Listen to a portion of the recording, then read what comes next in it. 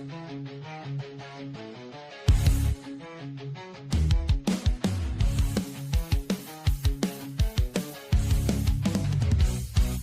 a world where Dolly Vision shines so bright, a hero reports live, his voice cuts through the night.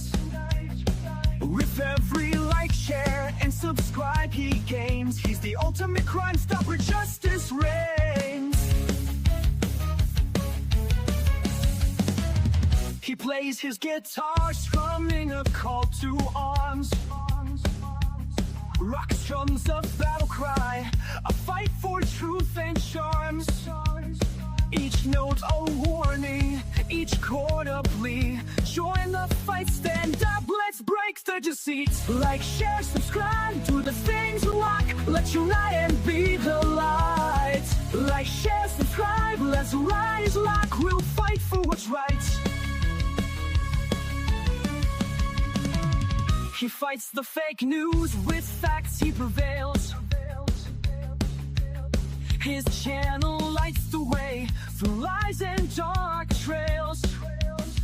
With every view the truth is shown, he's the hero, the vigilante, the one.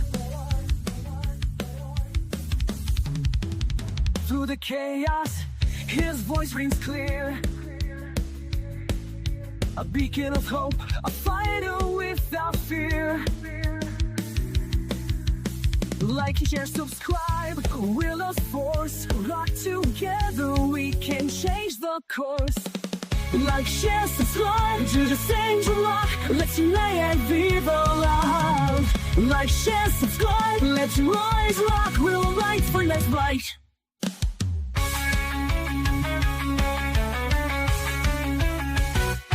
Like, share, subscribe, do the things rock. Let's unite and be the light. Like, share, subscribe, let's rise, rock, we'll fight for what's right. Like, share, subscribe, do the things rock. Let's unite and be the light. Like, share, subscribe, let's rise, rock, we'll fight for what's right.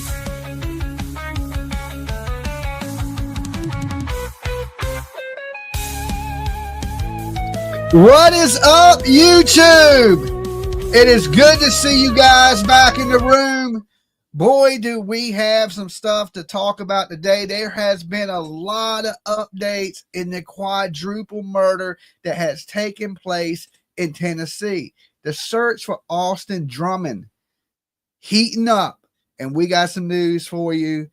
Another one of the vehicles were found, multiple vehicles found, to be a matter of fact. But before we get all into that, I'm going to need you guys to leave your DNA all over the like button, just in case you go missing and Dolly got to track you down. In the hills of Tennessee or the backwoods of Nova Scotia, it don't matter. I'm going to be like a bloodhound and I'm going to come find you, okay? But I'm going to need your DNA on file. And we're like 500 people away from hitting 72,000 subscribers. Oh my God. I can't even count that high. Okay. So if you're watching out there and you haven't yet, sub up, ring the bell for notifications. And of course, feel free to share my ugly ass face anywhere you choose, long as it's not farmersonly.com. The entire okay. chat doesn't think you're ugly. Okay. And what chat don't think I'm ugly? I said the entire chat. Okay. The entire chat don't think. That's good. Okay, is it 50-50 or is it more 60-40? It's definitely 70-30. 70-30. Okay, we'll check your eyes. We will check your eyes. It should be at least 50-50. Anyway, Dolly Vision's for entertainment purposes only. We talk news, rumors, gossip, speculation, theories, mixed with a little bit of comedy and a whole lot of chaos. So don't take nothing here as fact. It's just my opinion, people. Completely satire for legal reasons. Callers today, their opinions are theirs and theirs alone, not to reflect on Dolly. Everyone is innocent until proven guilty unless you're this idiot on the run. Then you're guilty as shit. Also, the biggest one of them all, I don't care if you break every 10 commandment there is, do not, and I repeat, do not try to beat Dolly at home. It's dangerous and I will not be held legally responsible. Okay? Don't do it. Don't do it. All right. So in this case, on a serious note, the truck has been found. It was dropped in a rural area of Dyer County. It didn't make it far. So it's getting crazy. There's a lot of vehicles involved. And, you know, my first initial thing was this has something to do with drugs and gangs. Okay. And it looking more and more like there's more people involved in this than just Austin Drummond. And what gave me that big clue was the other day, well, yesterday in the press conference, when they asked the police, was there anybody else involved? They could have said no. At this time, we just believe it's Austin involved, but they didn't. They said, we're not going to answer those questions. And we know that he is tied to a criminal organization, which is the Vice Lords. He is a gang member. And today they also found another vehicle, a Nissan Rogue. So now we got what, 5 vehicles, producer? Mhm. We got the Nissan Rogue. We got the Audi. We got the F-150 truck. We got the Chevy SUV. And we have the Dodge Challenger or Charger. Was it a Charger? I think it was a Charger. Charger. So the police are now asking for anybody with video cam footage, like ring door cameras, dashboard cameras. They're looking to see who was driving these vehicles. And they're starting to believe that this family is tied into a drug ring that is smuggling drugs into the prisons. Allegedly. And he did say prisons. Prisons, multiple prisons, not just the prison that Austin Drummond was in, but other prisons.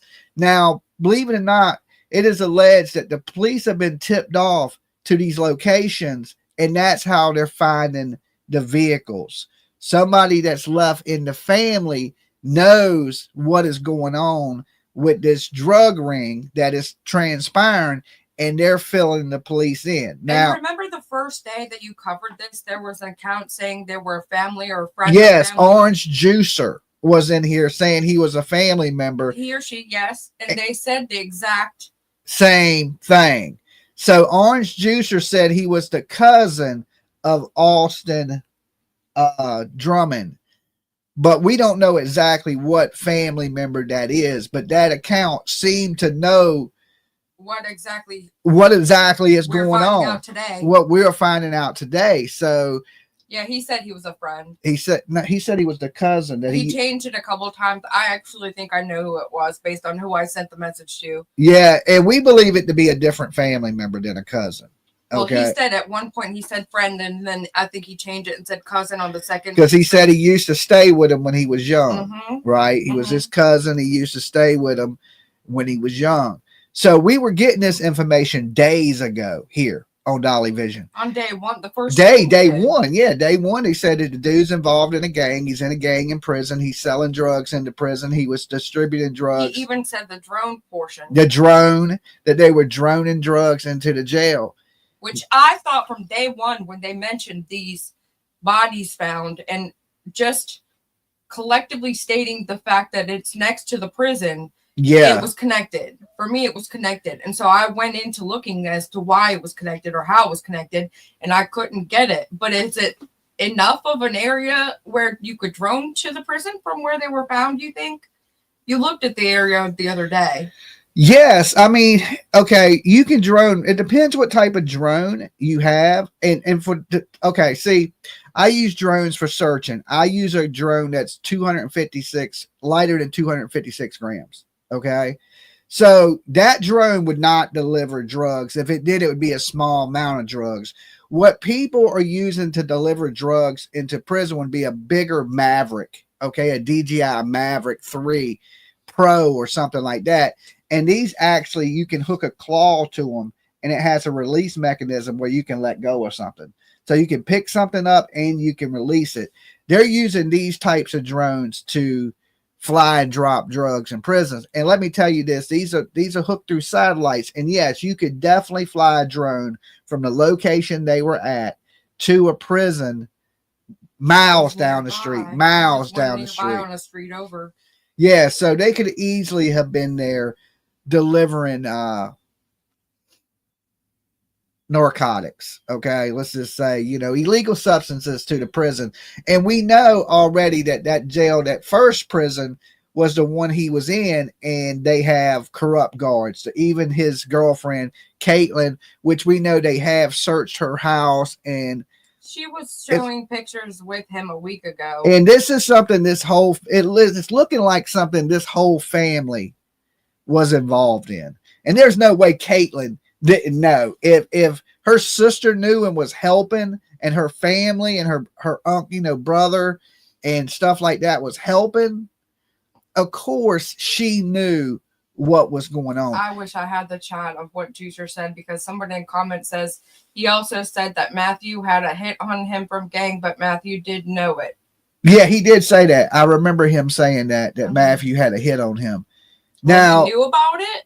Well, is that what that means? Or they were scared somebody was going to talk, or they thought somebody was talking. Right. Maybe one of these packages got intercepted and they thought somebody was talking. When you start doing things like this, paranoia starts to set in, and you start to think, hey, we may get caught. Sarah says it's like an adult version of the claw machine. Absolutely. Right? Absolutely. They fly over these locations, they drop. And I don't know if you guys remember this, but I was actually droning next to a penitentiary, and I was droning Eastern State Medical Facility. And they got some kind of alert that you were there. They got an alert that I was there, and they were about to arrest me for flying this drone too close to the prison. Right? But I told them, I said, listen, I'm a YouTube channel. We do ghost hunting, and this is a psych ward, right? But it's still a medical prison. Okay. So me and PJ go there, and we're flying drones into an abandoned building on the site of the penitentiary. We drive up to the penitentiary and park in their parking lot, get out with the drone, right? And this is how close you can get with them. This is to show you a prime example how close you can get to a penitentiary with a drone. I parked in their parking lot, got out with the drone, walked over to the building, launched the drone, and was flying it for what, like 30 minutes before they got to me? Well, that's because the property had the old buildings in the old little area in the back that they don't currently utilize, but then the other section of it is still heavily guarded facility with actual patients inside. So once we kind of went from right to left, we got closer to the facility where they detected us. But I was flying in the prison's backyard for like an hour. Yeah, I know. Right? I was flying around the prison, flying it all around. But I hadn't flew over the prison. I didn't fly over the prison. I was just in the prison's backyard, the back where the parking lots were, in the old facilities were, because they built a new facility. So, and then I moved to the side of the prison where I was directly across the street from the prison gate. Well, that's where you got caught. And that's where I got caught. But they pulled up, and, they understood what I was doing, but they, at the same time, were trying to explain, hey, you cannot do this here. They didn't even want me on the property whatsoever. They were like, listen, get your damn drone, get your YouTube and ass the hell up off this property before you behind those gates, right? People that are saying that Caitlin is in jail is not. That's not accurate. And then True Crime Junkie says Caitlin and Austin were in Gatlinburg together 6 days ago. They were very much together. Yes, they are together. Listen, this whole family, it's appearing right now that this whole family knows what's going on. And that's not us victim shaming. And this is, listen, I don't want to pick on Matthew. I don't want to pick on Courtney Rose, thank God the baby's alive. But with just the information that's appearing right now, and I'm going to say allegedly, it's alleged that these people know what's going on. And that cone just reminded me, they said these extra numbers on our tags are dragging me down. I just had him look at the settings. It's nothing to do with anything on his settings or his end. Yes. Your names in the chat, guys. I tried to go through before this stream and see if there was something I could click on to change your names. This is something to do with YouTube. I looked in all my settings, but later tonight I'll Google, is there a way to change it back? Somebody said that it's YouTube and not Dolly. Yeah. Yeah, it's not me that have changed your names to what you signed up to YouTube as. I have no clue or any control of anything to do like that. Okay, so let me just give a little update for anybody that's just tuning in. They have not caught this man yet. There has been a bunch of sightings, even a sighting of him dressed as a woman. I sent you that. Okay, even him dressed as a woman, which believe it or not, if you're on the run and they're looking for a man, it ain't the craziest thing to dress up like a woman, because really he's let's just say this, he's a bitch of a man anyway. You know what I'm saying? And if he shaves the goatee and shaves his head, he could easily put on a wig and a dress and be a little girly. And be a little girly like he was when he was in the penitentiary. I'm sure that's how he survived in the pen. Well, we know he had a big man purse because he had 3 cell phones. Where do you think he puts those cell phones when the guards come? I just opened my candies. Okay. Ew. So it wouldn't be far from him having a man purse and a dress, right? It ain't too far of a stretch. And people saying they've seen him along the interstate of I-40, you know, in a dress and or drag or whatever, however you wanted to, a costume. But here's the thing. Do you really think this man is walking around? I don't. I truly don't. And from the beginning, I knew there was more people involved because of the amount of vehicles. Now, who's driving the Nissan Rogue? Who was driving the white F-150 if he was driving the Audi?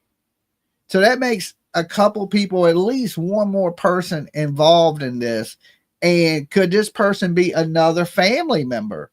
A family member his or a family member of theirs? But it appears that these people were, at least some of them, involved in some type of ring to deliver drugs to prison facilities. Now I want to jump over to this video to show you guys the vehicles, all the different vehicles being towed. All right. And there's a lot of them. Let's click on this. Okay, I can't take that music though. This is the F-150 being towed right here, which was found in a rural area of Dyer County today. All right. And it is alleged that somebody has tipped them off to where this vehicle would be, because these people apparently have certain meetup points or spots they use to fly these drones from. So that's the F-150. There's the Audi A3.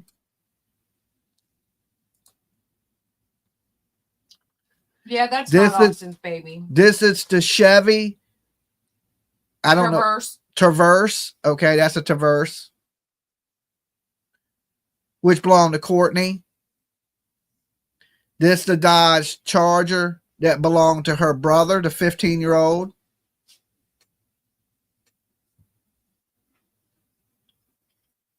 They didn't show the Nissan Rogue being towed. So there's still a Nissan Rogue. What color was white? It's white. They have it. They have all 5 vehicles. They have all 5 vehicles. And they're asking for video from surveillance, but they also have some they're sifting through already. So, okay. So we showed that. We've shared that. Let's see. Here's a 911 potential call from sighting murderer near exit 14. Okay, 911 call, potential sighting. I could totally see him in a dress. All right, I lost that somehow. Okay, now both comments are removed from. Okay, and it's alleged that he is using a dummy account on Facebook. Yes. Right? Somebody in the group caught it. I couldn't believe it. It's on the mama's page. Underneath one of her posts, it's an account that's named DADON space DADA. Okay, so and this post right here in the group is referring to that. Now both comments are removed from the Don Dada account. So either she removed him or he removed him. Either way, something isn't right. It's at the very bottom. Yes. So the mother, this is one of those things where we know. Click on the picture to see it. Which picture? That one. That. This is somebody talking about it, ain't it? No, that's what she's referring to. That's the account down at the bottom. Oh, they removed it, and they're showing a screenshot of it removed. Yeah, and then there's a picture of it where it's still there. Where? I had it up. I think that's one of the things I sent you. Let me see if I screenshot it. I can send it. But yeah, and I have that profile link. Okay. I'm trying to find it. Okay, so it appears that he may have had some type of dummy account that he's using on Facebook. And we know he's been in prison, so he's smart enough to know to use these burner phones. So there's no way to track them. All right. But usually when you log into Facebook, and I don't want to give him any tips or any clues of how to avoid capture, but I don't know if he's watching this or what, but okay, we'll give a little clue. Is if you sign into your Facebook from a remote location, it knows the location. Okay. So now if you're not signing into your Facebook and you go leave a comment on somebody's page, it may not know where that comment came from. Okay. But if you're logged into your account, right? Say he logs into Austin Drummond account. And this is why I think he never closed the account or shut it down to where you can't leave comments. Is it will tell his location. All right. So he's smart enough to know, and he's created a dummy account on Facebook to communicate with people. So, and we believe that, you know, the parent assisted him in getting out, the mother and father, on a $30,000 bond for attempted murder in the prison system. Okay. They are helping him, in my belief, right in the beginning, financially. He probably needed money to take off.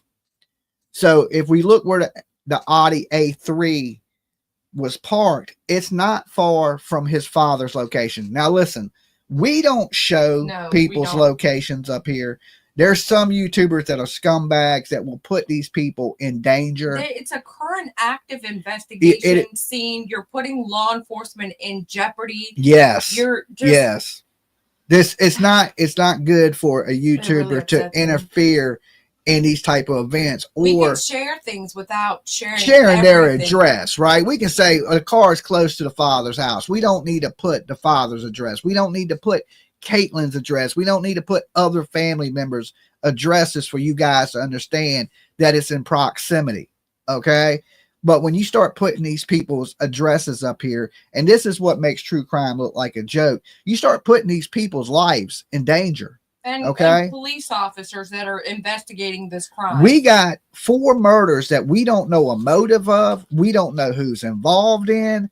And you're posting possibly the next victim's address. Right. Right. It's sick. It's just. I mean, he's done things like that all his life. I mean, I understand this. We looked at freaking pictures of a poor child underwater on his channel where he tried to I'm sorry, I'm done.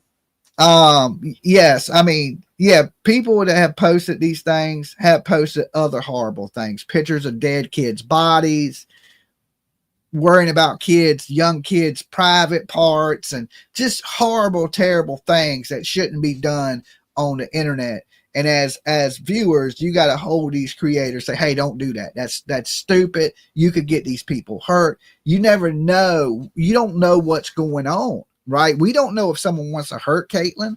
We don't know if someone wants to hurt Austin Drummond's parents. We don't know if somebody wants to hurt any of these people. And when you get up here and you start posting their addresses and doxing these people out, that's a dangerous game you play. And that's something only a damn scumbag would do. Now, do we know where these people live? Yes, we know where these people live. But are we up here sharing that information with thousands of people? The last video did what? 22,000 plays. Do you think 22,000 people need to know where Caitlin lives? Right? You think 22,000 people need to know where Austin's father and mother lives? No, that is horrible, terrible stuff to do. And it just shows your level of integrity and responsibility, and do you really even give a damn or not, right? We won't want to see anybody else get hurt.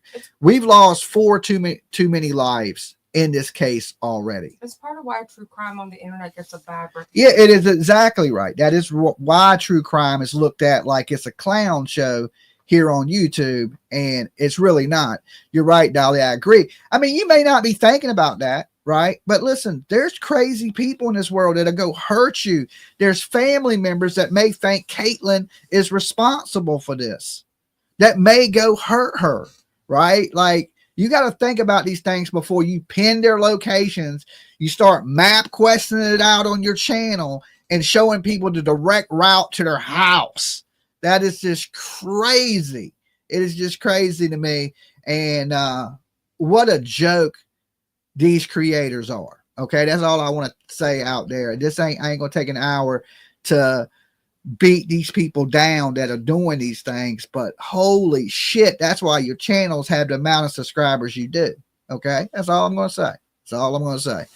But this man is still on the loose. He's still very dangerous. He could be at this point dressed like a woman.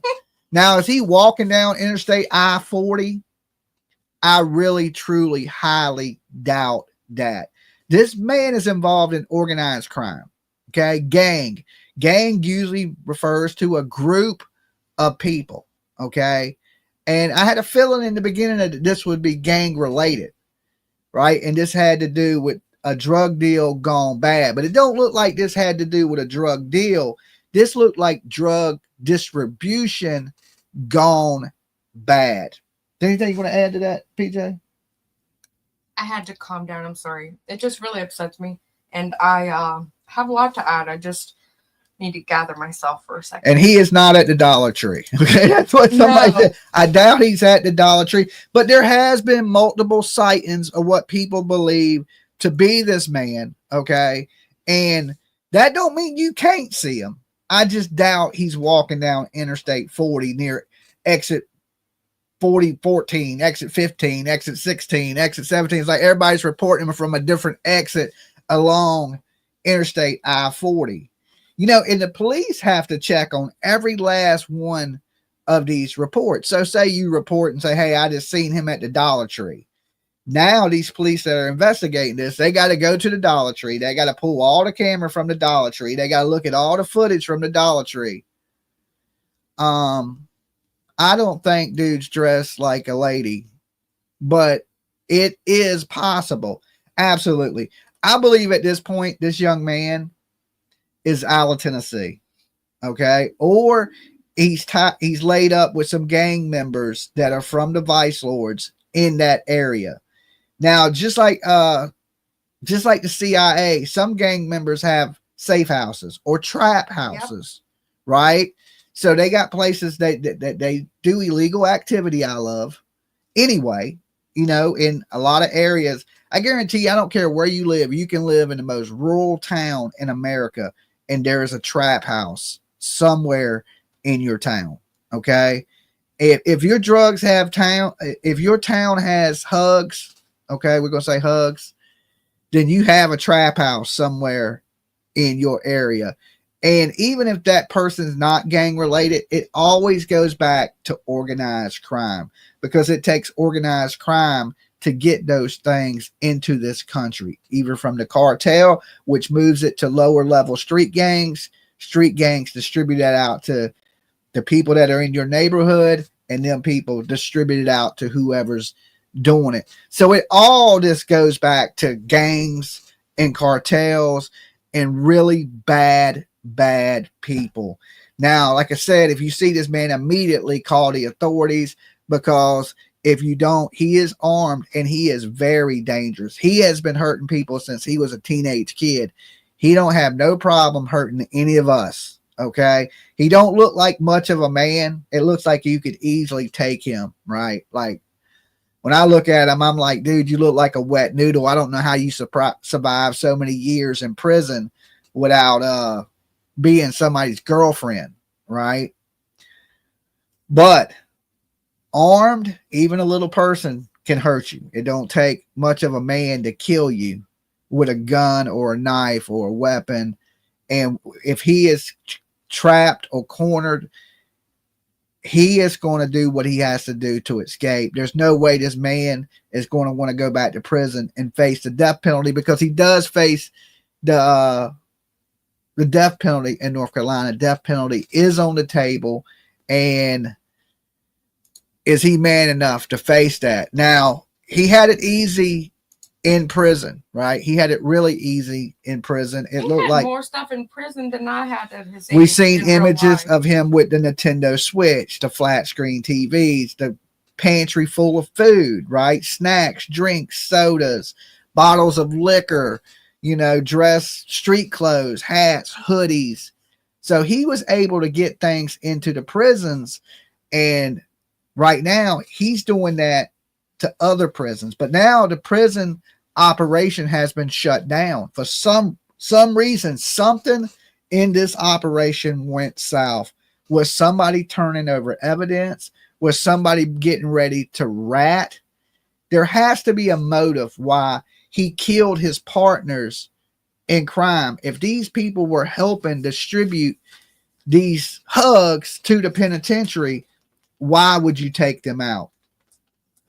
It either an order from his gang that somebody's talking and these people need to be eliminated before the whole operation goes down. See, we only know it goes to Austin Drummond, but Austin Drummond is connected to gang members even bigger than him. Okay. He's not the top of the vice lords. Okay. So there's somebody above him, because they're set this up and he is the guy to do the crime. Okay. But this is something that is involved in a bigger organized ring than just Austin Drummond.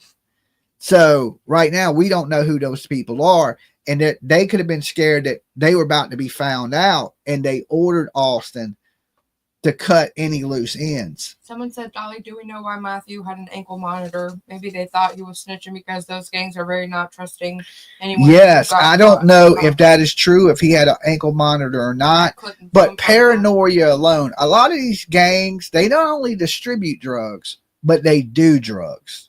Okay. And when you're doing these type of substances, paranoia is one of the first things that come with it.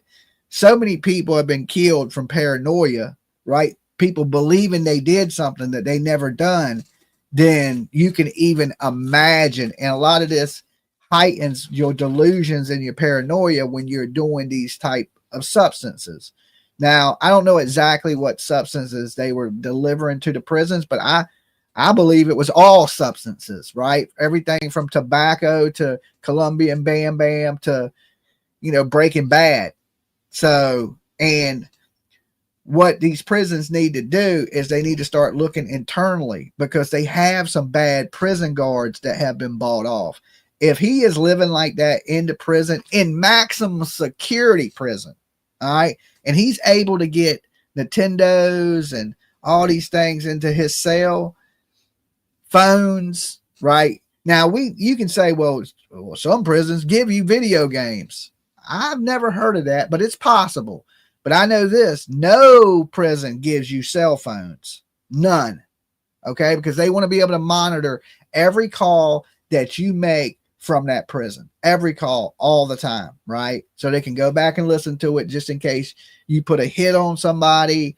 See, we won't even know if somebody put a hit on anybody, because there's cell phones in that prison. They could have used any burner phone to make a hit on this family. Hey, you got loose ends. Somebody in your crew was talking and he killed them all. Okay. And why, why? Because maybe all of these people played parts, or all these people knew, but there were still loose ends. There's still loose ends, because somebody's talking to the police right now and they're telling where these vehicles are at. The police ain't just stumbling across these vehicles. Somebody has given them pinpoint locations to go to find these vehicles. Somebody knew the spots. Okay. Either it be another vice lord that is talking, because you can believe that the pressure is on these gangs. They have gang units that are riling up all these gangs. They're kicking in their doors. They're shaking them down, and they're wanting to know where this guy is at. And one of those people in that gang is talking, and they're giving, and it got to be somebody higher up because they know the operation, they know the locations, they know the drop spots. So some of these may be meetup spots where the gang goes and meets, drops off a product. Then there's spots where they go park and they go drone over the prison and drop it. So somebody's knowing all these locations because these vehicles are being found at these locations.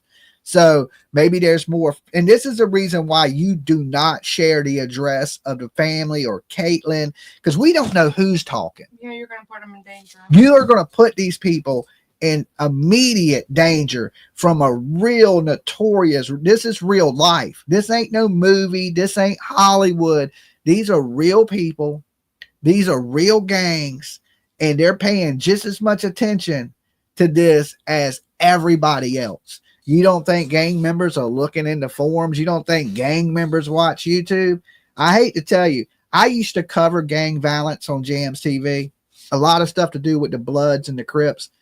I had so many Bloods calling me, okay, especially during the when Treyway got hit with the RICO, and I was covering that. I was covering the bust that took place in New York and the RICO charges and all the billies. For any of you guys that don't know gang culture, the Bloods are billies, right? Everybody from Snow Billy to Seiko Billy to all these people were watching me. Some of the head people from the Bloods, I'm talking about straight out of prison, watching the show. And not only watching the show, but I've always done a call in. So they would call into the show. I'm talking about murderers, people that just got out of prison for straight up murdering 3 people. And matter of fact, Snow Billy got shot in the head because they believed he was talking, right? And he survived. And then as soon as he gets to he walks 3 blocks shot in the head. He walks to a gas station, calls the paramedics. They arrest him. He goes to prison, shot in the head. Okay. They take him straight to Rikers Island, shot in the head. And people far as like Wildcat, and for some, I know none of you guys know who these people are, but these are high-ranking Blood members. Okay, so to think gangs, Latin Kings were calling. I mean, you name it. I had gang members from all over the country calling the channel, right? Because they were all interested in this RICO and who was talking and who was a snitch, right? There was a couple snitches in the game, and there were some high-ranking people that the feds were wiretapping. Like, I don't know if y'all have heard of this rapper, Jim Jones, Cardi B. Okay, these are probably names you may know. Cardi B, even people here, Cardi B is pretty big. These people allegedly are funneling money into an organization which are buying hugs, and they're supplying, these hugs are being pushed onto the street. Now, far as when you come up in this gang, somebody says, I know Jim Jones. Okay. So when you come up in these streets, right, and these people protect you, and say you're an entertainer and they help you become a star, okay, like your Biggie Smalls, your Tupacs, and these people, a lot of these people are gang related. So when they get big, they have to give a portion of what they make back to the streets. They have to take care of their people. Okay, these are the people that took care of them. All right. And that's how it works in gang life. Somebody is your overseer that, let's just say, I'm going to use Bloods as an example. You have to be blooded in. Okay. You can't just become a Blood. You can't just go, hey, I got a red hat on, I'm a Blood. Okay. You can't do that. There's somebody that's high ranking in the Bloods that bloods you in. Okay. So everybody that's coming up has a higher ranking Blood, a OG, let's say, original. It's a hierarchy. Yeah, it's a hierarchy. And they let you in. Just like the Hells Angels, you become a prospect. Okay. So you're basically a nobody. One of the Hells Angels goes, hey, this is a cool dude. Let's let him prospect. So then you become like a prospect. So then eventually you'll get your what do they call it, a placard? I don't know. I ain't in biker gangs, right? But you'll get your vest with your Hell's Angel patch on it once you do so much time. And even in the biker gangs, they have a hierarchy and they have enforcers, right? And so the street gangs, everybody in a street gang is not an enforcer, right? They have certain people that they go to when they need you quiet, okay? Patches. Or they need your legs broken, or they need things done. And usually a prospect, for them to be able to trust you, you're going to have to be involved in illegal activities. You're going to have to do something to prove to yourself, hey, and they do this so they have something over you. Okay. So if you tell on them, they can tell on you. And, you know, listen, we hear the same thing about the Illuminati. Okay. The world's elite. Okay. We just went there. I mean, it's the same. It's the same hierarchy. What it sounds like to me, though, is that you're always owing somebody. You're always, and always there's somebody over you. Okay. That's all I'm trying to make the point. There's always somebody over you. And there's somebody that made Austin do what he did.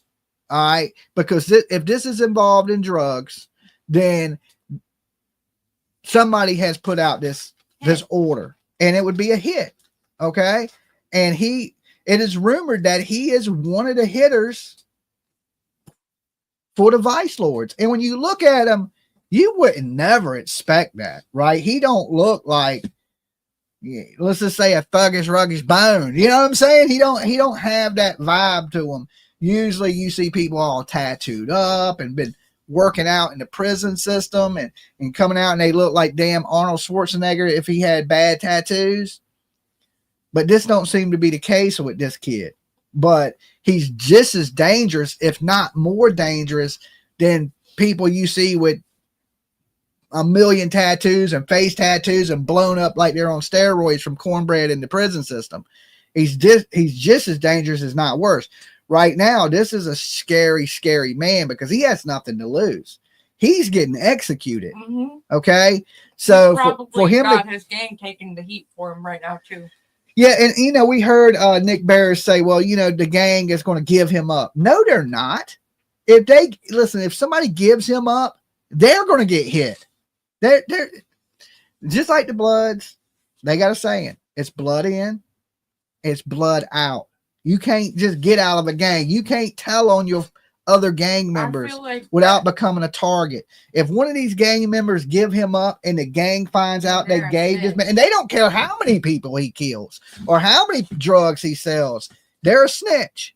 And once you're labeled a snitch in a gang, you going to be, what do they say? Snitches end up in ditches. They say they get stitches. They get stitches and then they get stitches and then they end up in ditches, right? That's how it goes. Snitches end up in ditches. No, but what if they did a hit and they did it incorrectly, and now the gang is getting heat from it because he's been. Now, if he would have hurt that baby, then they could give him up. Yeah, but he didn't hurt that baby. There's politics in gang life, okay? And like my old channel used to go over all this stuff, right? Like it was just not purposely, but I kind of fell into that world when I started covering gang violence. Right. When you start covering gang violence on YouTube, gang members start watching you. Right. And I did you know how I always ask you guys where you're from or hit number 1 or number 2. And I was saying one day, I don't think many gang people watch me. I said, listen, guys, if you're in a gang, press 1. Right. And the whole chat lit up. I was like, I got nothing but goddamn gangbangers watching me. Right. I'm like, holy cow. This is crazy. And he heard a 15-year-old. Well, a 15-year-old is old enough to put in work. There's gang members that are younger than 15 years old. Okay. Let me ask now, just in case. I know now I'm in true crime. Most of my viewers are 60-year-old women. That don't mean you can't be in a gang. You could be in the mafia at 65. He's not saying that to offend any older women. It's just what the analytics say. My analytics say my viewers are from 35 to 65. And my 65 viewers plus is growing. Yeah. It's actually growing. It's nothing against anybody. Thank you. Thank you, guys. Thank you. So if you're in a gang, you know, I ain't talking about a bingo gang. Okay. I ain't talking about a crocheting He's gang. not talking about turtle gang. Not turtle gang. But if you in a gang, press 5 in the chat. Okay. Press 5 in the chat if you are an active gang member. I'm praying to God there's none in here. Okay. But you never hurts to check.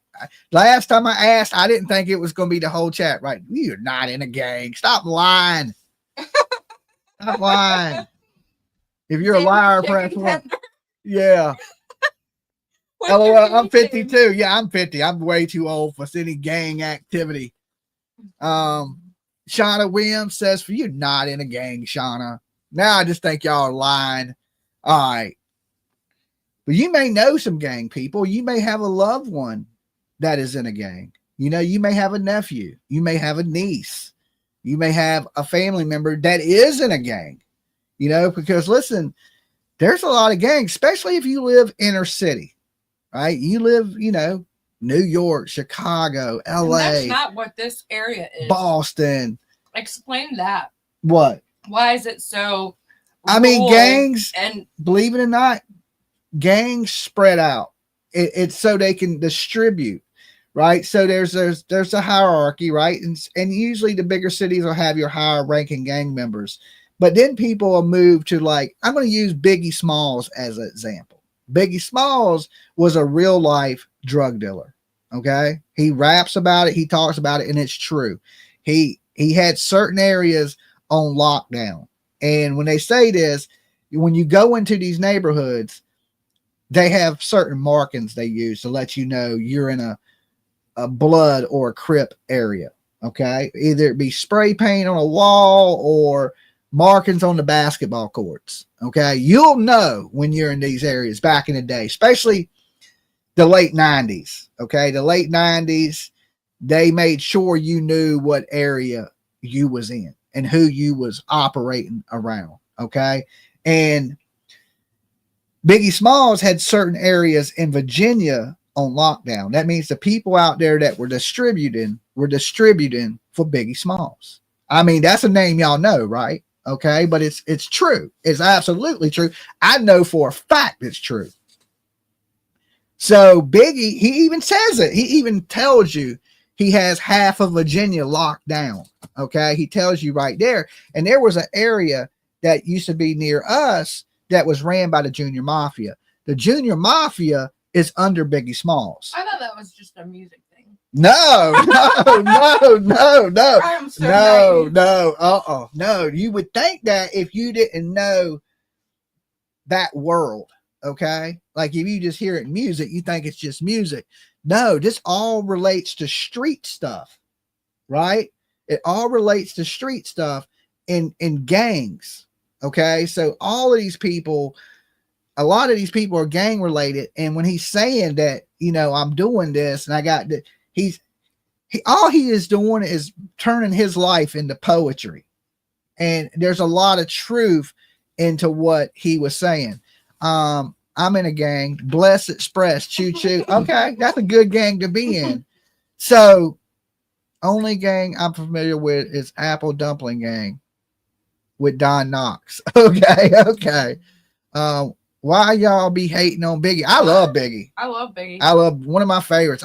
I'm more of a Biggie fan than I was a Tupac fan. Okay. That's why I hate Puffy so bad. I cannot stand P. Diddy. But I love me some Biggie Smalls, right? And I believe Biggie Smalls he just told y'all he was having callers call in from gangs. That's where he knows things from. Yeah, Dolly, where does your experience knowledge of gangs come from? Books. I mean, I've lived in the hood my whole life. Gosh. I mean, I have. I've lived in the hood most of my whole life. You're not surrounded by gang members where you live. You'll be surprised. Mm-hmm. You will be surprised at what is around this, right? Virginia's not as big on gangs as, let's just say, New York or Baltimore, but they're here.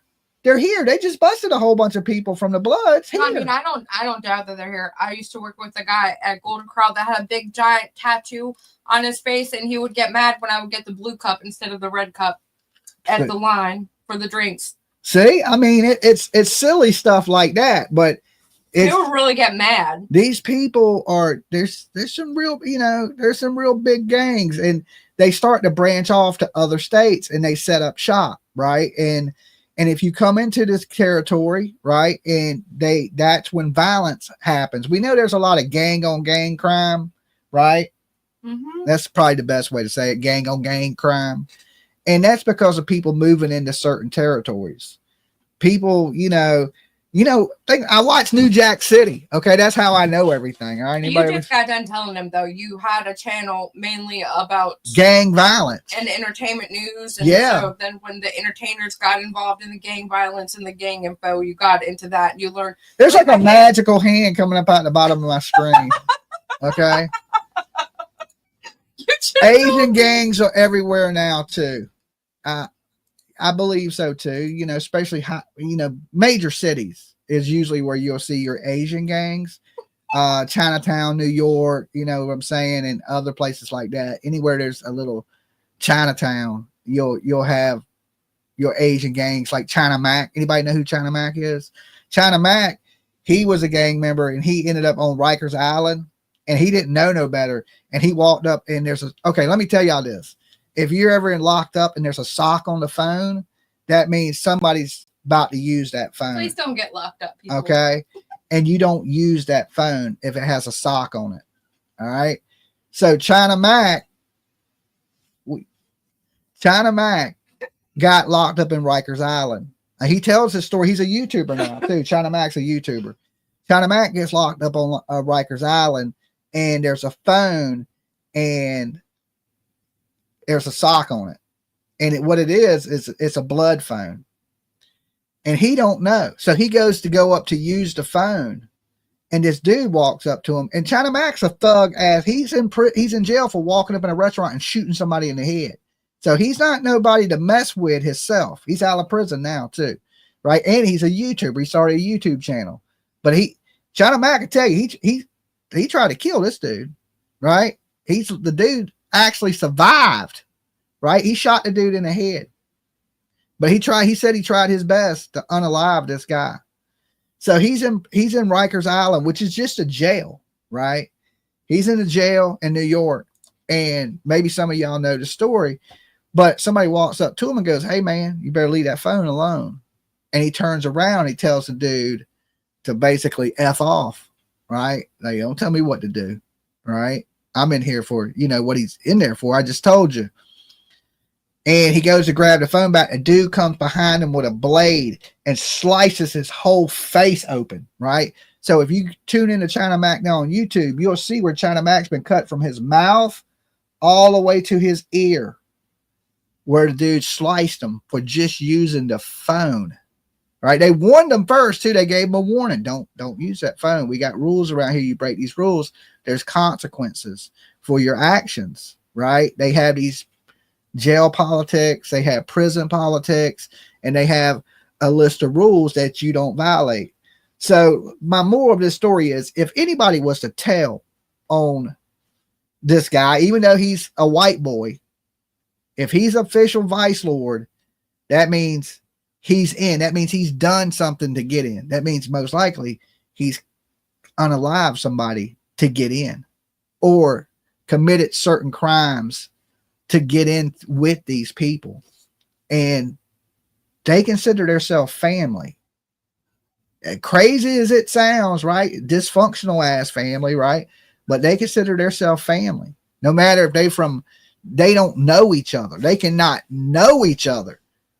And they have to defend each other. Have to.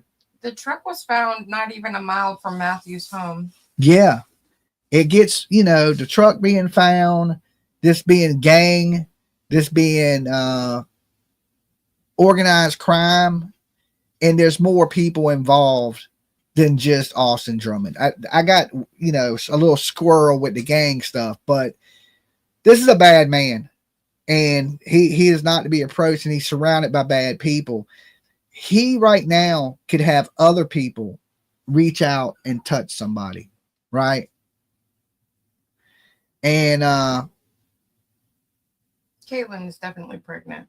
They saying Caitlyn is 4 months pregnant with his baby. I just saw the confirmation. And let's think about this. If this rumor is true, that this is all gang related, this is all drug ring, there's no way she was sleeping with this man, living with this man, and he's doing this type of dirt with her family, and she don't know. Yeah, she's pregnant. She is absolutely pregnant.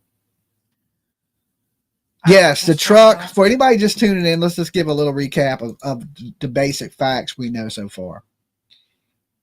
They found another vehicle, right? They found a Nissan Rogue, right? Did they say where that Nissan Rogue was found? No, that was just added on the list. They also pulled another car out the area that he was supposed to be living in his Audi. I saw that. Right? I don't know if that was a Nissan Rogue that they pulled out. It might have been. That actually possibly might have been that Nissan Rogue. They found a truck in Dyer County. What'd you say, a mile from Matthew's house? Yes. Okay. So we got the truck. We got every vehicle's accounted for right now that he could possibly be in. Okay. He's not in the truck. He's not in the Audi. So at this point, we do not know what he is traveling in. Okay. The picture has her daughter in it and her in it. I don't feel comfortable sharing the picture. I'm sorry. Yeah, we're not going to share no picture of kids or listen, we're not that YouTube channel. We're not going to put other people in danger, right? Especially when we don't know who's all involved. And we know that Austin Drummond is a killer, and he's in a gang. So that means he's most likely tied to other killers. Okay? Birds of the same feather flock together. And so far, all I can find about the Nissan Rogue is that it was a rental, which doesn't make sense. If somebody is out there talking on Austin, they're in danger. Right. Not just from him, but from the gang members that are associated with him. These people defend each other. They take care of each other. They're in it together, right? That's what some people that don't understand gang life, they don't get. That this is your family now, right? No matter what you do, you are accepted. Now, there's a few things you can't do. You can't be killing babies, right? You can't be doing those things, right? There's certain rules you can't be, usually in a lot of these games, you can't be a man who likes other fellows, right? There's certain rules that they have to be in these gangs. Like, not all gangs, but some gangs. So they got their politics. They have their rules that they go by. He's got too much heat on him for a lot of people to help. It depends who you're involved with and who your friends are. You got to remember, not only that he would join a prison gang, but that gang is on the streets. I believe there are more good people than gang people in this world. Stay away from hugs, distributing and taking them, and then you should be okay. I think I just bought you some food and on the train. Thank you. How do you say her name? I can't see it. When I was looking at stuff, it's Becogs. Becogs. Becogs. Becoggz. Okay, Becogs. Becogs. All right, I guess. Thank you. Thank you so much. I believe there's more good people in this world too. But let's remember that these gangs, some of these gangs are in the hundreds of thousands of people. You know how many Bloods there are in this country? Lots. How many Crips there are in this country? Lots. How many of like Aryan people? Probably more in the prison systems, but there's a lot. Okay. There's a lot of bad people in this world. Evil is real. And it's like good people have to be good 24/7 to combat how much evil there is in this world, right? And there's so many different gangs from, your what's the Mexican gang that's real bad around here? Latin Kings. Not Latin Kings. The 311 or 313 or MS-13 is really big here on the East Coast, right? So, I mean, you got these gangs that are moving in from other countries. And I think they're from like El Salvador.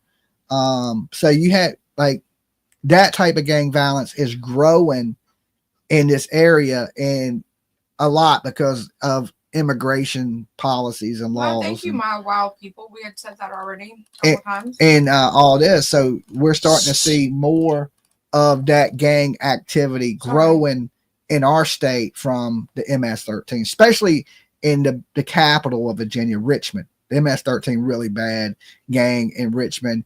And these guys stab your eyes out with pencils. Okay? With pencils. That's their thing. They take your eyeballs. That's terrible. Yeah, it's horrible. It's scary.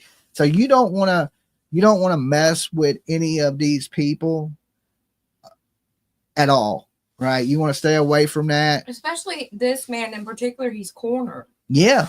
So it's like, is he going to head back to Florida? Because last time he was caught in Florida, right? So maybe he feels more comfortable going that way. But here's the thing: if I was caught in Florida last time, I'm not going to Florida this time. Yeah. That's just me though, because I got common sense, right? I ain't going to be going where I got caught last. I'm going to try something different, right? Because I don't want to go back to prison. So I'm going to go somewhere else. And we know he has connections in Rhode Island, Boston. So I'm thinking he's going to stay on the East Coast. But you never know. If everybody's looking for you on the East Coast, you may flee, go west, or somewhere. You don't want to go to a rural area where there's not many people. Crab, you didn't hear he was seen in Washington State. That's Travis Decker. There's a lot of wanted men right now, and I think people are getting confused, especially when people cover more than one case in the same stream. It gets very convoluted, and people get confused. But there's supposedly a rumor that Travis Decker was seen. Somebody said some police are gang members too. That is true. We learned that in the death of Tupac Shakur and Biggie Smalls, that some of these police officers were gang members, right? They were gang members that became police officers. It happens. Now, some people say the police are the worst gang in America. You know what I'm saying? Yeah, some people. I mean, what is a gang in definition? A group of people? Yeah, involved in organized crime. Right. So, I mean, some people say that. Now, I support the police. I don't believe all police are bad. I think they are some bad apples in the bunch.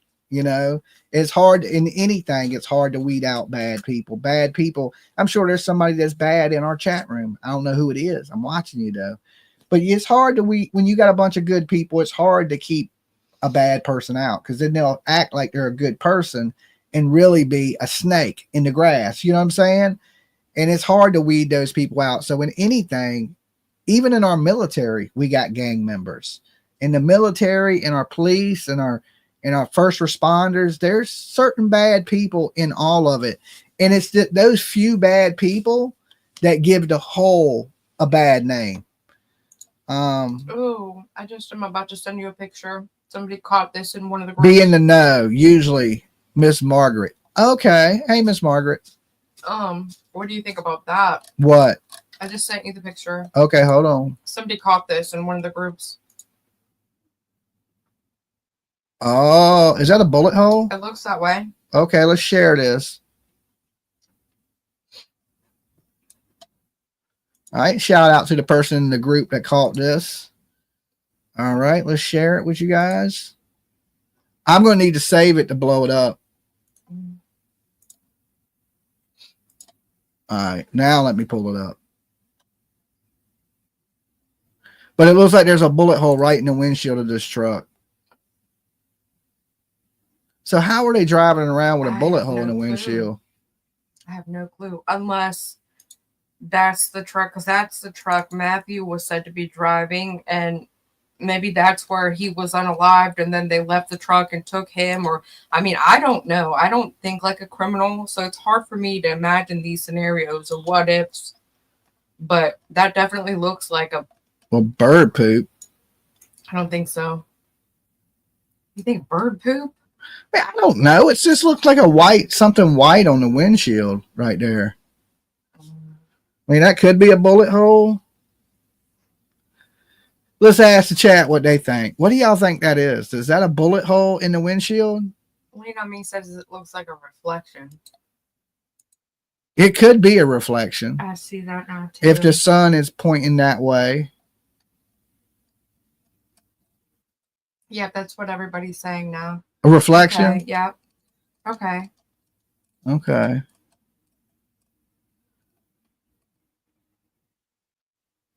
I don't know. It's awful. A hole wouldn't be white. Yeah, it would. That's what I thought. Yeah, the windshield turned white as can be. Right. It could be a bullet hole. Yeah, it turned white. That's for sure. I'm positive of that. When you break that glass, it'll turn white. The boy's name is yes, his name is James Matthew. He went by Matthew. Yeah. Looks high up on the windshield. Yeah, it'd be if somebody shot there, it wouldn't have hit the driver. It may, depending on how tall the driver was. Looks like a hole to me. It's hard to tell. It's hard to say. It could be a lot of things. If the car was parked, it could be bird poop. It could be a bullet hole. It could be you would think if it was a bullet hole, it'd be more bullet holes though. Like if somebody starts shooting into the windshield, you would think it'd be more. The black car had bullet holes in the window. We seen that. Yeah, we seen that. I have the side view of that too. Did I ever share that with you? I think I did. I mean, if you want, you can share it with me now. We'll pull it up. Looking for it. I can't really determine what that is. That could be a glare. That could be bird poop. It could be a bullet hole. It's possible, but I'm not quite sure. Yeah, I sent it. They found a truck in a rural area of Dyer County. It's right by Matthew's home. Right near Matthew's home. So the truck owner or the truck driver. Let me get this other picture ready for you guys.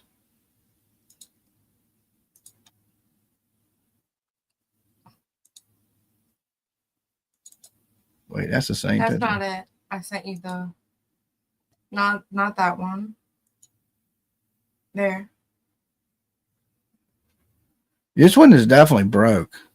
Yeah, I know. Okay, let's show this. You can see right up here, the window's broke. But the tint's holding the window together because the windows are so blacked out, tinted. But that window's broke right there. So. Oh, and one of the turtles just messaged me and said, hey, they did say the white car was riddled with bullet holes. Don't know if you heard that. Which white car? There's 2 white SUVs and 1 white car, so I'm guessing the Audi. Why would the Audi be riddled with bullet holes? I mean, I don't know. He's driving the Audi. That's what I thought. So, I don't know. Matthew shot in truck. Brendan shot in his car. Courtney shot in her car. And Adrian took off running. They were all found in woods. So they were not inside. No. From my original when I heard in the very beginning, is one person was found in the woods. I reread that and looked at that because I figured they would be found outside of the vehicles because when they towed the vehicles, the victims were still left on scene. Usually when that happens, they'll take the victims out the vehicles. Not if they're trying to. The reason the victims were still there was because they wanted to preserve so the detectives could come to the crime scene. The victims would not be removed from the cars because then you're moving the crime scene. Sometimes they even transport the bodies in the car. Cars. Yeah, I've seen that done, but not always. So it's not likely they would take the victims from the cars and remove the cars and leave the victims in the spot of where they were found to show the crime scene. That wouldn't make any sense. You see what I'm saying? Maybe I'm wrong, but I read that they were found in the woods and not inside of their vehicles. But I think it's changed. I think in the beginning, I may have seen that they were in cars. Heck, I even saw at one point they were found in a house, which is not true. Yeah. I mean, I had heard in the beginning that they were all in one location, but one person was in the woods. It didn't specify that they were in cars.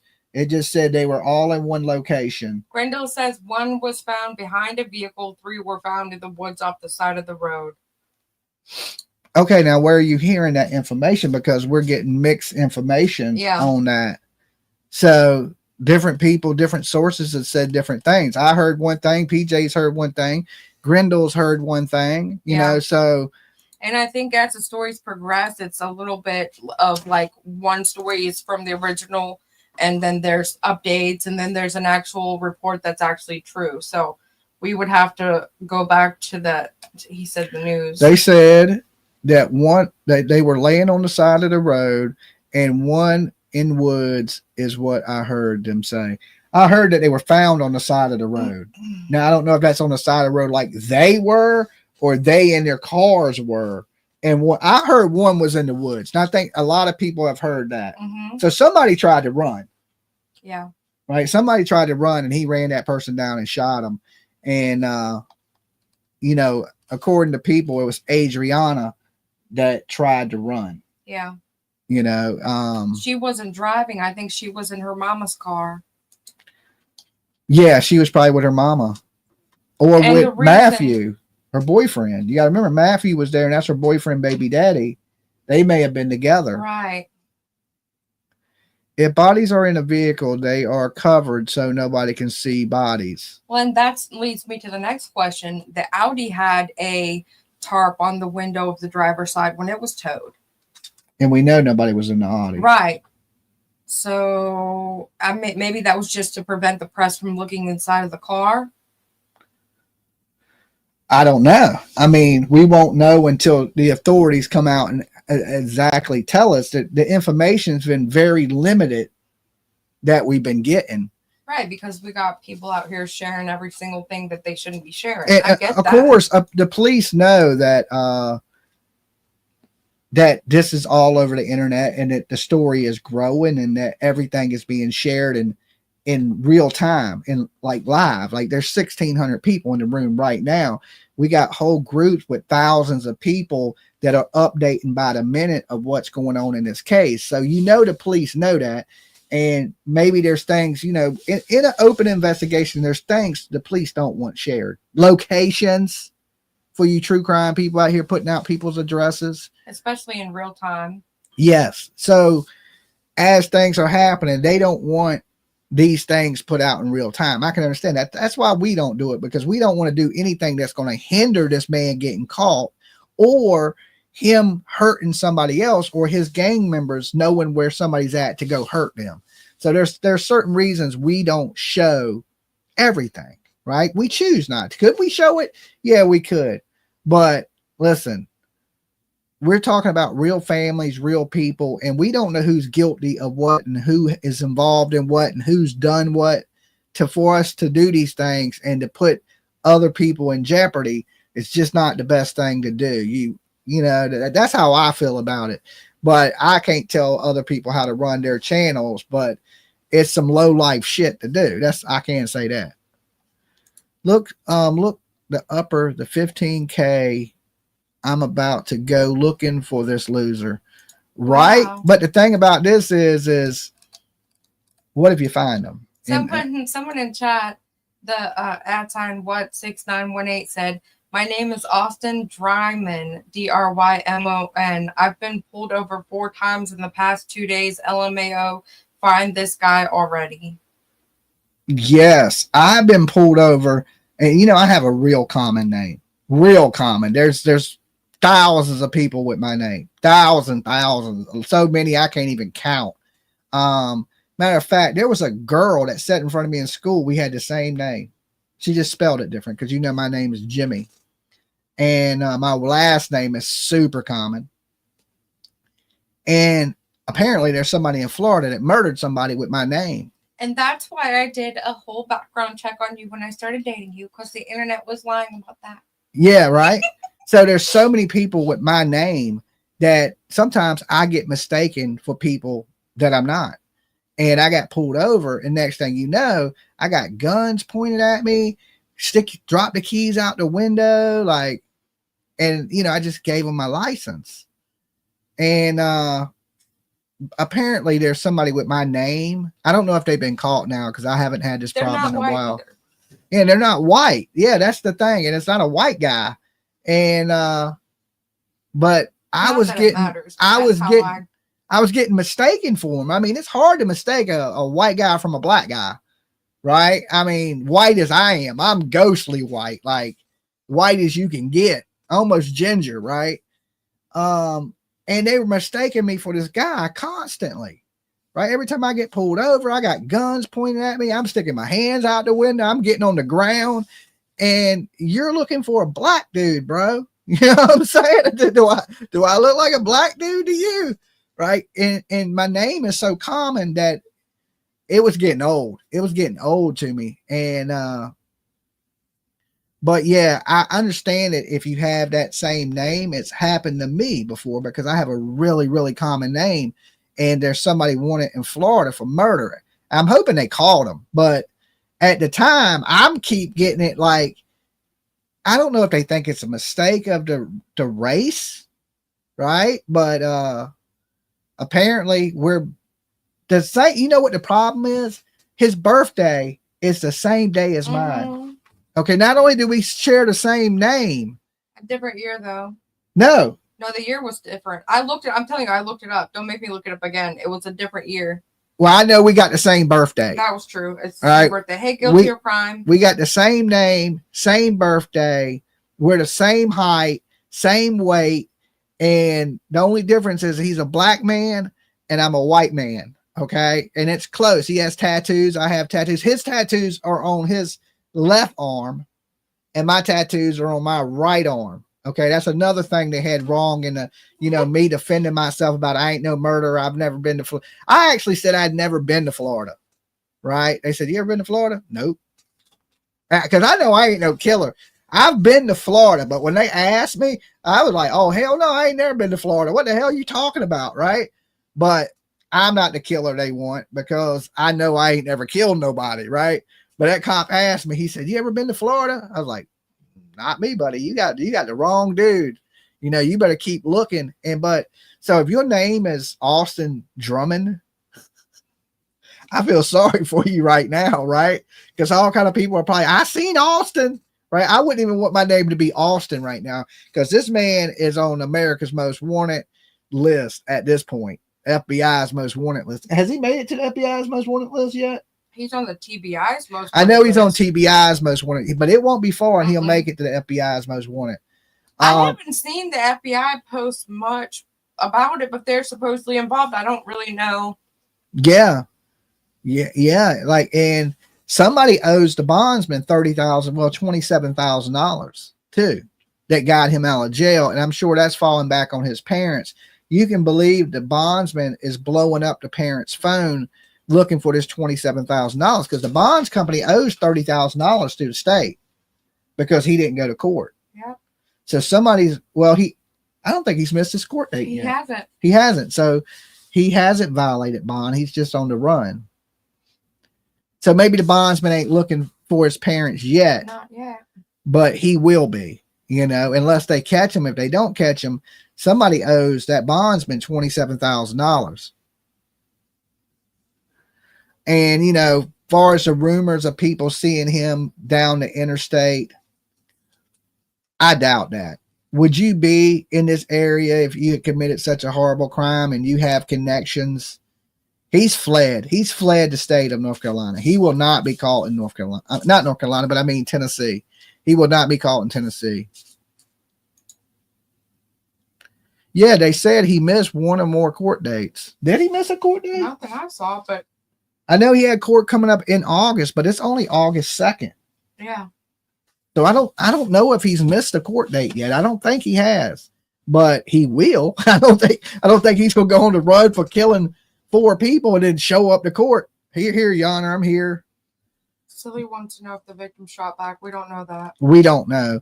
We do know that it is alleged that some of these people may have had firearms, right? There's pictures of them with firearms, but that don't mean at the time they had those firearms. There's pictures of me out there with firearms and I ain't got one right now.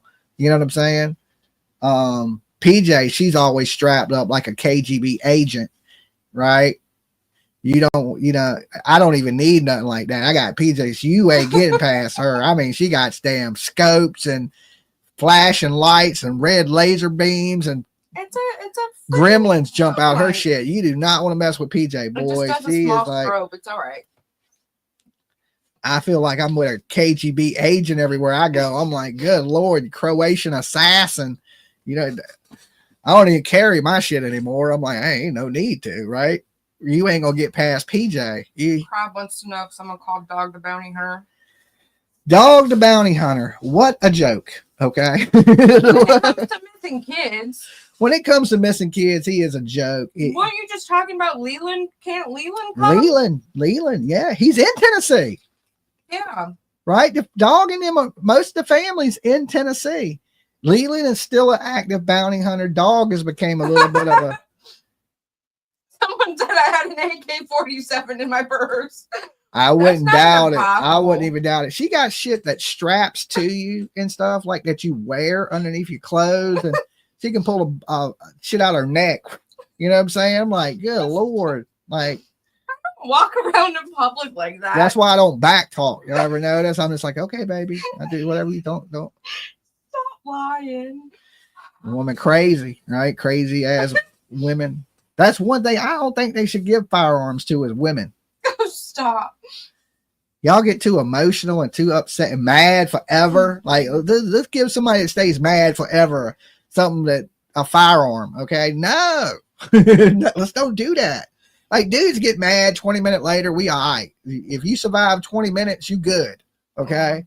You might get hurt 15 days later. Remember what you did 2 weeks ago? No, I don't even remember my name. That's okay? because you don't ever apologize for nothing. See? You don't See know what, how to see what I mean? conclude a situation. See what I If mean? you don't People out there watching. conclude an argument. The 20% of men out here that watch me, because 80% of women, the 20% of men be like, Dolly's right. I agree with Dolly, right? But y'all ain't gonna say that because y'all don't want to get hurt either. Okay.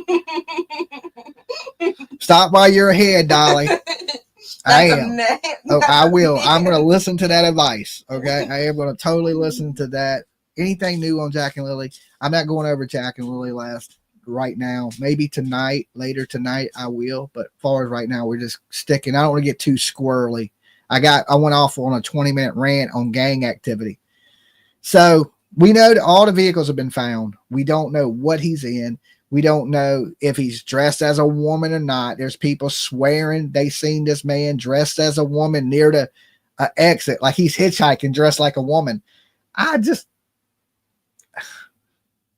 don't believe that. Do you have a scanner? I wish I had a scanner. That's the next thing I truly want. Is one of the ones that I used to carry, like when I was in EMS, that I got when I bought myself one, but then it wouldn't work inside the house. You have to be able to like translate it. And a lot of the scanners on, like for us in Chesapeake, the police is not encrypted, but Virginia Beach, Portsmouth, Norfolk, they're all encrypted, so you can't even really. What about the counties that he's in? Is there any scanners, anything for that? A small one that I've been kind of monitoring, but it's most likely when events like this occur, they take it to it's called a TAC channel here. Yeah. It's a private channel.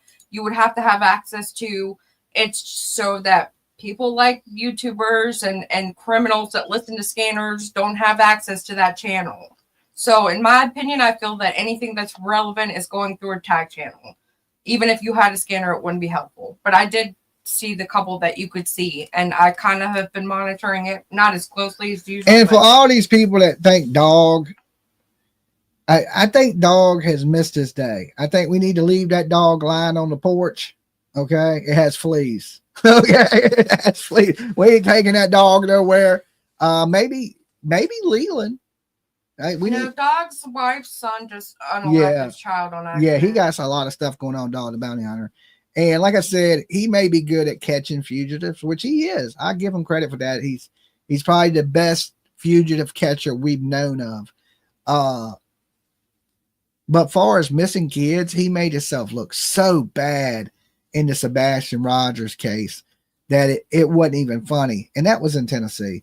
He was talking about he's going to be kicking in doors, making citizens arrests. He never even, far as my knowledge is concerned, and in my opinion, he never went out and looked at all. He didn't even know the kid's name. He got up on TV and promoted his book and then said the kid's name and his father's name wrong. What did he call Timmy and Sean? He called him Nicholas. Nicholas and Sean. And it's Sebastian and Seth. right? And like, I'm an idiot and I can get their names He right. did it several times. Multiple times. Yeah, I know. Different broadcast. It was weird. And every time he used his book, like, oh yeah, I got my new book out. I got my new book out. And I'm thinking, okay, he's trying to make himself relevant. That's why he went to these weirdos on YouTube and stuff like that. To me, it halfway destroyed his legacy. Like, dude, you making yourself look bad. Stick to what you know. And Seth did not correct him. Yeah, I know Seth didn't. I mean, I would have. You would have said my name wrong on national TV. I've been like, hey, dog, my name is so-and-so. But Seth just went. And how long did people call Seth Sean on After YouTube? that, they still call him Sean. They're still right to this day call him Sean just to be assholes. Yeah, they're Sean, right? Because they knew it was bull crap and that dog really wasn't going to do anything. And this is a TV guy. And let me tell you, as far as catching fugitives, when you bond out, you got to give your relatives names. You got to give where you live, where you work. Well, that's why he would probably be good. And that's why it's easy to catch people like that. If I know where you work and know where your mama lives, know where your daddy lives, know where your son, of course, you're going to go to all these locations and then put pressure on them, and the family's going to tell on you because they owe $30,000, right? But that's an easy catch. Find somebody that don't want to be found, that ain't give you that information. And that's going to be a hard person, somebody that's really on the run. This dude could be anywhere in the country right now. Where do you even start? I mean, you would have to start with his family. I mean, that's the best place. And I'm sure that's what the police are doing right now. Beth, God rest her soul, was a joke. I think Beth was the whole show. I think Beth is what kept it together. Dog on his own, that's the joke, right? When he had Beth, he was more legit. Beth ran everything. She took care of everything. She was the get you, right? She was the brains of the operation. We got a dog now running around with no brains. He's just older. I don't think that he's brainless. I think he's just a little bit older. I think he's just, I don't know. I lost all respect for dog. In the missing kid cases, the Gabby Petito case, Sebastian Rogers, he's doing whatever he can do to stay relevant. You just have to accept that your time is over. I used to be a rocker. I used to tour the country in a metal band. I started getting old, and I said, okay, man, I'm kind of past my time, right? Some people would say, no, you can go forever, but I'm a little bit different. I believe I'm past my time, and I knew when to get out, right? Let's go find something else that I can be good at and passionate about and love just as much. And I did that. I found true crime and YouTubing, and I moved on, right? Some people don't know when to move on, right? They don't know when their time is up. Okay. Nobody wants to admit, hey, I ain't as good as I used to be, right? They don't want, maybe I'm not as loved as I once was. Dog done gone rogue, in my opinion. My brother's name is Jimmy. I just think that he's past his prime. He needs to enjoy his life, spend some of that money and spend time with your family and, enjoy your life. Dog should start his own channel. He has one. Dog has a YouTube channel. He just don't do very good on it. He's more of a TikTok and meme these days. I just hate to say it. I mean, that young people don't care about dog. This is not the 90s generation anymore, right? Us older people care about dog, right? I talk a little bit of crap right now, but I'd watch dog if he had a TV show. I'd click on it. But to be honest, dog took part in murdering somebody. Okay. He said some horrible, horrible things to his own children. Like, let's don't forget those things, right? And I ain't saying hold that against him forever, but he has passed his day. The days of watching Dog the Bounty Hunter on TV are gone.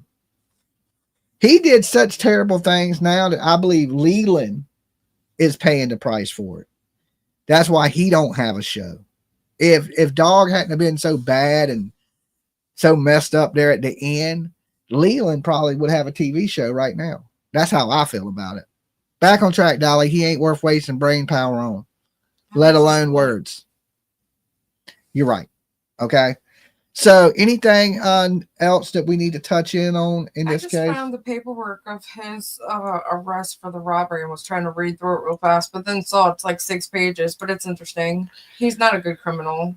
No, he ran on foot. He did that one on foot, and he robbed a store for $40. We listened to his parole hearing.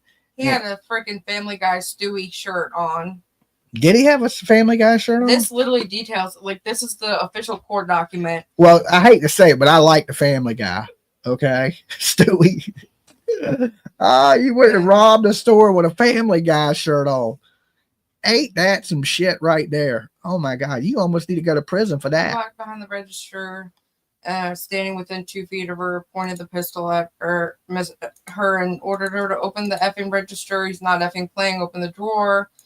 Let's see. All over $40. $40. Yeah. $44. Got 10 years. Yeah.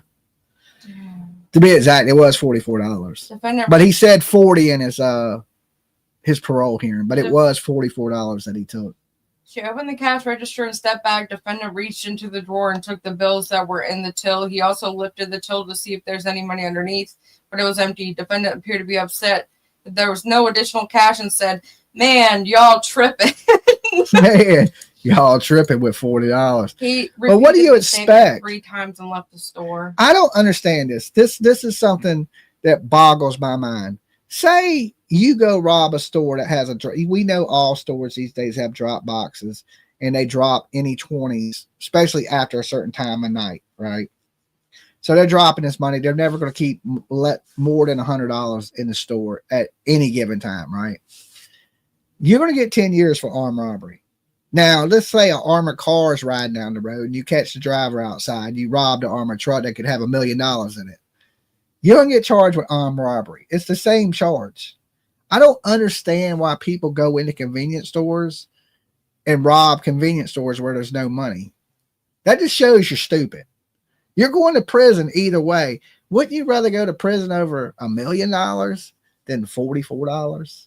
It don't make sense why people commit the crimes they do. It shows how stupid they are. A smart criminal is not going to go rob a damn convenience store. They're not. A smart criminal is going to go for the money, not go for prison. All right, we're going to take 10 years for $40, right? So, and he said it was a BB gun, which didn't appear to be a BB gun. It appeared to be a revolver that he had in his hand. Now, I ain't seen too many revolver BB guns. I ain't saying they don't exist. They do. But I doubt he had a revolver BB gun.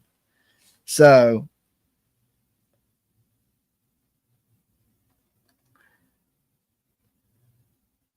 and you know, when you're robbing places for that much money, for $44, it's for hugs, because you're a hug addict.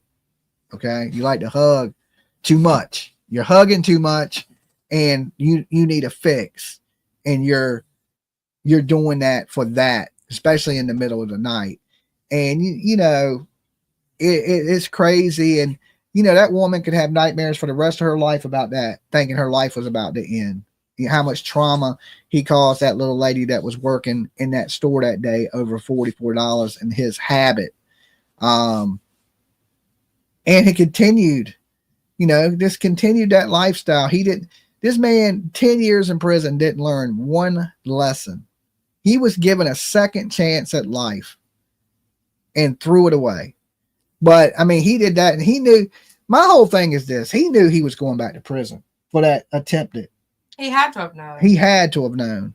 So he probably at this point felt like he had nothing to lose anyway. And he had probably planned on going on the run. I don't think he was going to go to court to begin with.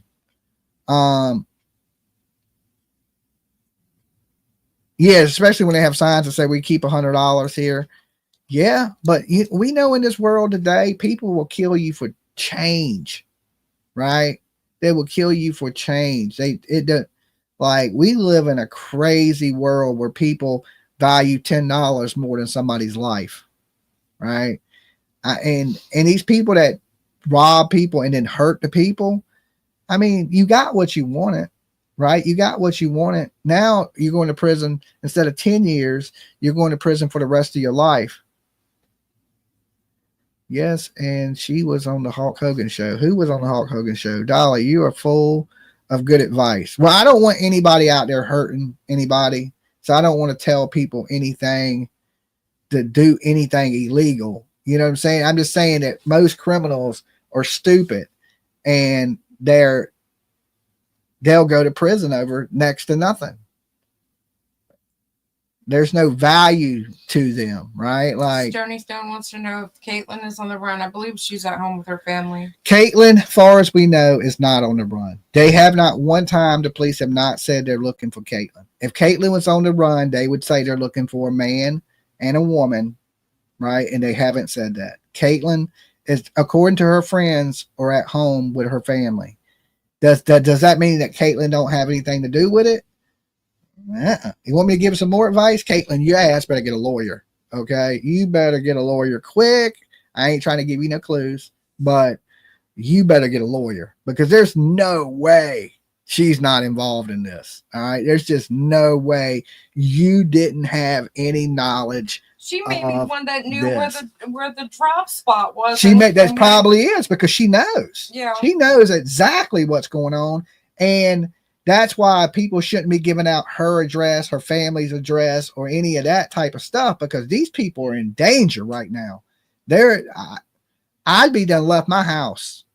I ain't lying. If I was any of these family members, I would not be at my home.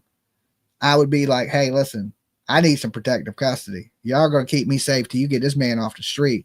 Y'all put a police outside, something, because these people to think they're not in danger is foolish. Well, I think they got the shock of their life when this occurred, because the sister-in-law, her original statement saying how they trusted and loved him or something, like, that's a little bit of a cuckoo. Like, you're not quite understanding what's happened yet.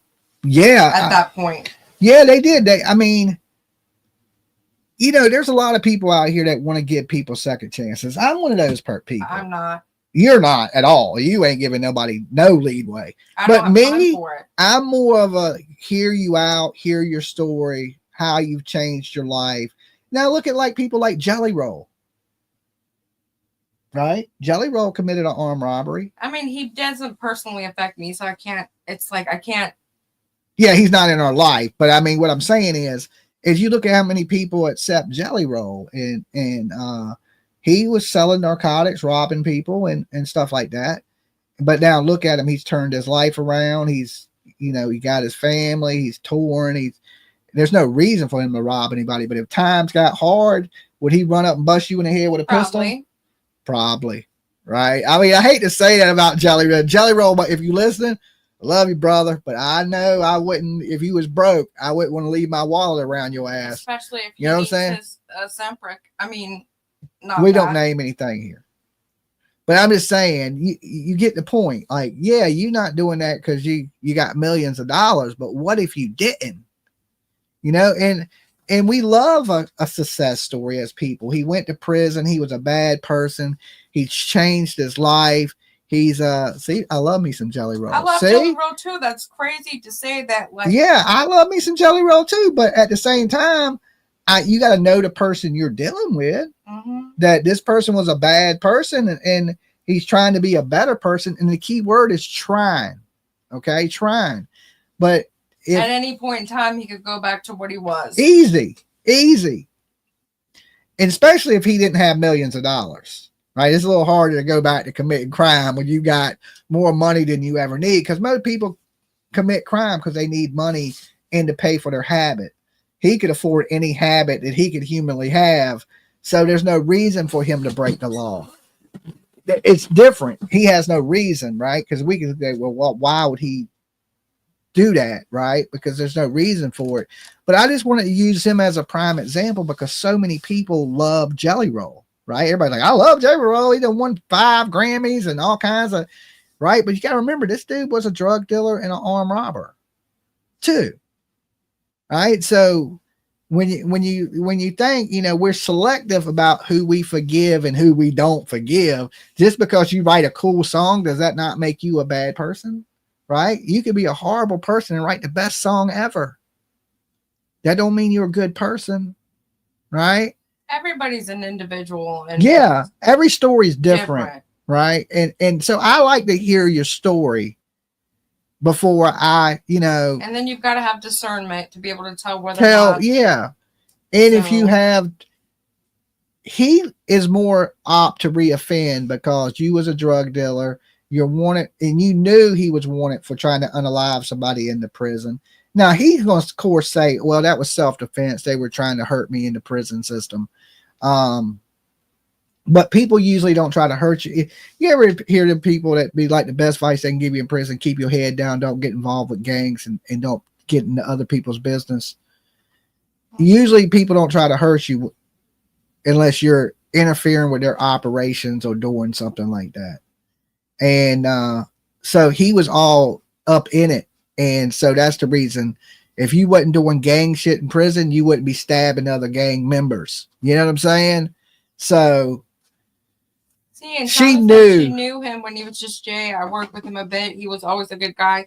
He just grew up in bad circumstances, survived in the wrong way. That's, I think, what the issue is with this current family. Let's rewind it back to this particular family. It seems that they may have thought that this type of lifestyle was normal, so they wouldn't look at him as being as bad or as troublesome as an average person would look at. Well, I mean, I use Jelly Roll because everybody knows who Jelly Roll is. Okay. And I use Jelly Roll because he had similar charges. And you remember Jelly Roll was a rapper and he was running with some bad people. Jelly Roll will tell you that, right? So it's the forgiveness thing. Do we blame the family for forgiving this guy when all of us are forgiving Jelly Roll, right? It's the same thing. Not necessarily. We don't know him for real. I don't. Well, they don't know him for real. That's the whole thing. Is nobody knows, and you don't know what the man is capable of. You know, you just don't know. Like if this is say, I ain't saying this would happen. What if Jelly Hole went home? Jelly Hole. What if he went home and let's this guy forsake this, right? But he hurt Bunny, right? He went home and did something to Bunny. Would anybody be shocked? Well, this is a man that did a bunch of time in prison. This is a man that was robbing people. This is a man that was selling drugs. They'd be like, you know, people would be like, I knew we couldn't rehabilitate. The same people that love him would be condemning him, right?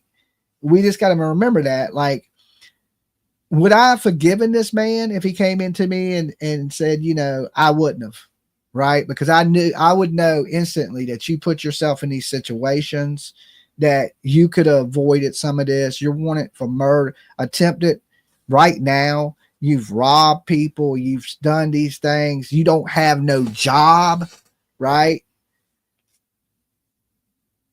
I wouldn't have accepted him, right? I love Upchurch and I appreciate his view on Jelly. I wouldn't have accepted him into my household, right? Because I would have looked more into it and known these things, and especially when he's gang tied, because you could have went to prison, you could have did your time, you could have avoided all that, all the gang activity and all these things, and moved on with your life. I don't think because I'm sure he wasn't. I'm sure he wasn't a vice lord when he was 16 years old. Okay, so he chose these things. He chose this path. He chose not to rehabilitate himself to become a better person while he was incarcerated. He chose these things. So he gets what he gets. I don't know this backstory. I feel he brought himself in and now selling out, and that's why Jelly's doing wrestling. Well, there's nothing wrong with providing for your family. Selling out is what broke people that are jealous of people that got money say. There's no such thing as selling out, right? Like this whole I want to be an independent artist. Look, I respect people that want to do that, but I also respect people that do take a deal, right? It's not about you. It's about providing for your family. And yeah, as a he was man, young when he went in. I ain't worried about myself. I live in a fucking box underneath a bridge. It's PJ, it's Tiffany, it's the kids, it's everybody else around me that I feel I have to take care of, that I worry about. So if somebody came to me now and said, Dolly, here's $1 million, I'm going to take that $1 million. I want to provide for my family. I want to make sure my family's good even when I'm gone, right? Like, so to be like, oh, he's a sellout or he's this, yeah, he's selling out everywhere he goes. Okay, he's selling out coliseums, stadiums. He's selling out everywhere. Congratulations to that man. And you know, his success. You know, he's fought a long, hard road, and thank God he's not selling hugs and doing all the things he's doing. He's providing for his family. That's what he should have been doing all along, right? But don't never let jealousy decide what you think about somebody else. You know, people should congratulate you on your success. That's one of the problems with YouTube is so many people are competitive. Amen. Instead of lifting each other up and trying to get everybody to the top. It's crab mentality. And if you don't know what crab mentality is you take a bucket of crabs. You don't need a lid. Okay, you can put crabs in it and none of them crabs will ever get out that bucket. The reason why is other crabs will hold them into the bucket. They don't want to let their friend escape. They don't want to let their people get bigger than they are. They don't want to celebrate your success. They don't. They want to be mad about that. It's no need to be mad or competitive in this world, right? Because everybody is on a journey on their own, right? I'm not battling another YouTuber out here for success. The only person I battle is myself, right? That's the only person that's up against me is me. All my success lies on my shoulders. It don't matter what people say, what people do. It matters what I do. Okay? So we need to lift people up instead of tearing people down. That's it. And as far as Up Church and Jelly Roll and that whole country music, I hope they work their stuff out. Honestly, I do. Because I like both of them. I really like both of them. Church is a really good dude. Okay. But he has his mind set on what he believes music should be. And I respect that. Right. But this man made a decision for his family that he thought was the best decision for his family. See, what's right for me may not be right for you. What's right for Jelly Roll might not be what's right for Up Church. What's right for Up Church might not be what's right for Jelly Roll.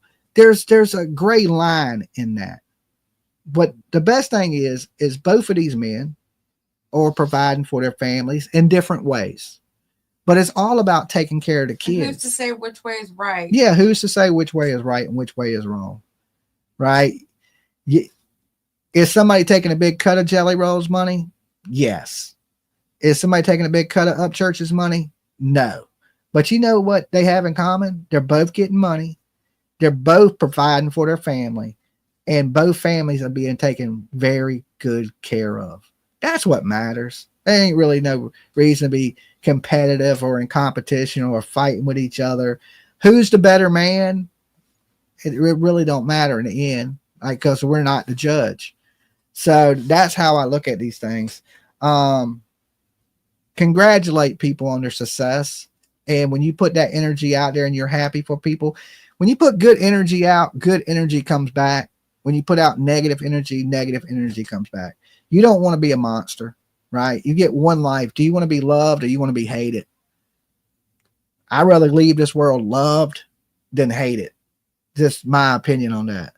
Now, before we get too off track, right, Squirrel. I just sent you the obituary of one of the victims. I don't know if you want to play. I think it's got music playing in the background when you open it.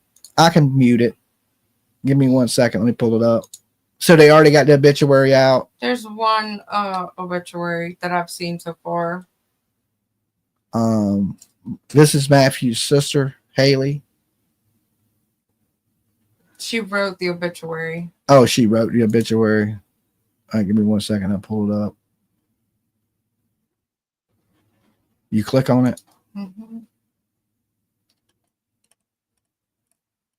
Where's the video?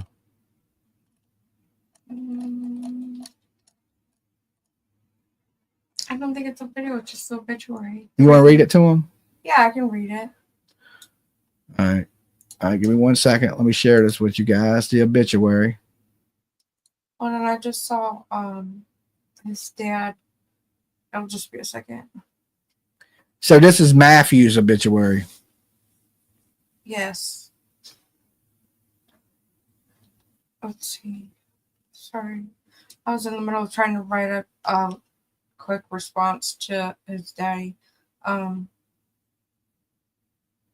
obituary. So, like I said, we don't know the circumstances really on this. So, even if there was something illegal happening to this, let's wait to do any judgment on these people until all the information comes they out. Changed it. The original obituary that I saw had no mention of his girlfriend, and people were all questioning that, and I guess they added her in here.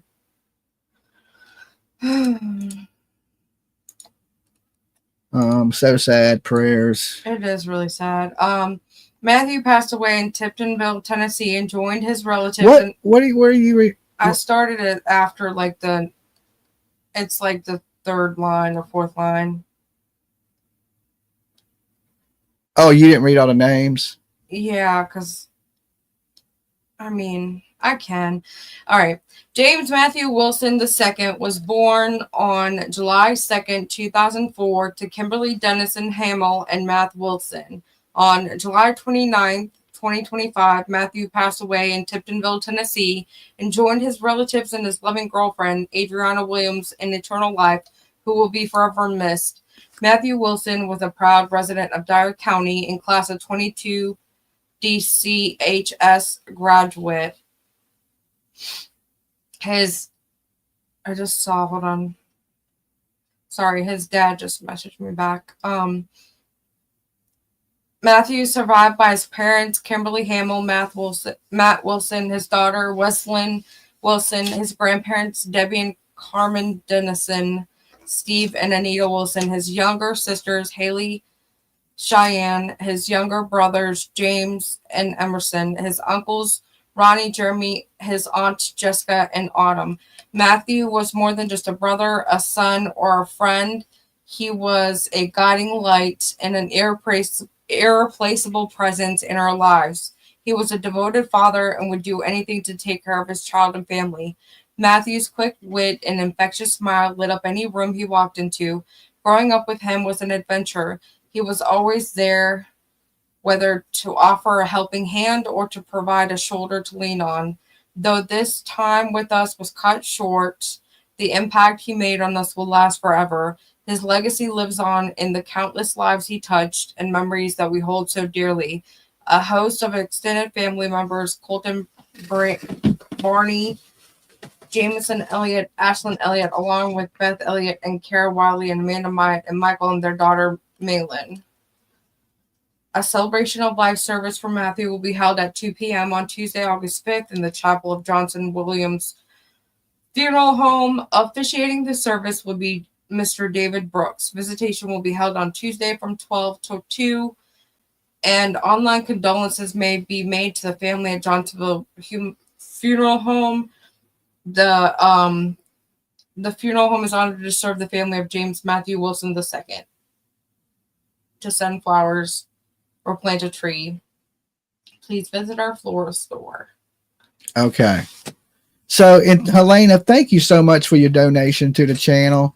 So this is the first obituary to come out, and he believes he may have to bury Adrianna too.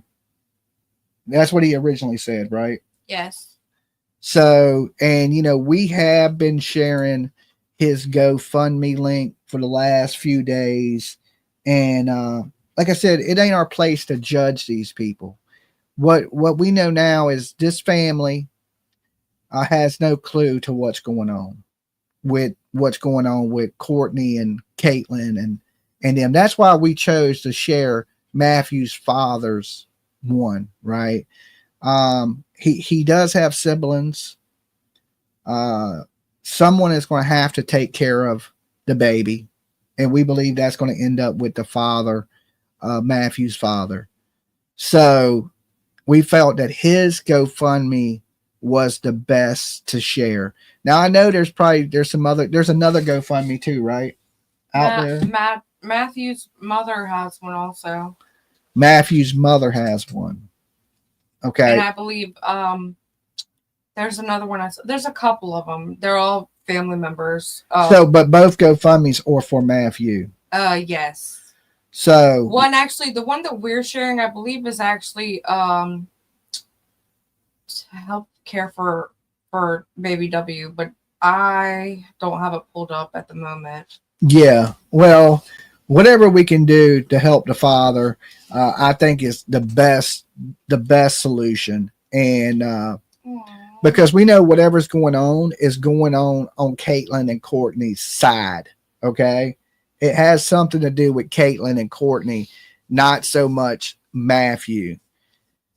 And, Adrianna is, of course, the mother is Courtney and her sister. And I believe whatever's going on is involved in their side of the family and not so much in Matthew's side of the family. And like right now, everything's speculation. We don't have exact details. Were they involved in a drug ring? What is being said now, it appears that they may be. But do we know for a fact this is the case? Not actually. So I think it's a good thing to support, to help their families, right? If their families are not involved in any illegal activities. We don't want to help bad people, right? I don't. I mean, you guys may want to help whoever you want to help.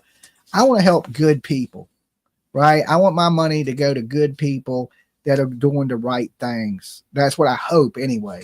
I ain't saying I ain't never give money to people and they do bad things with it, but I'm hoping when I give money from the heart that it goes to good people that are doing good things with the money.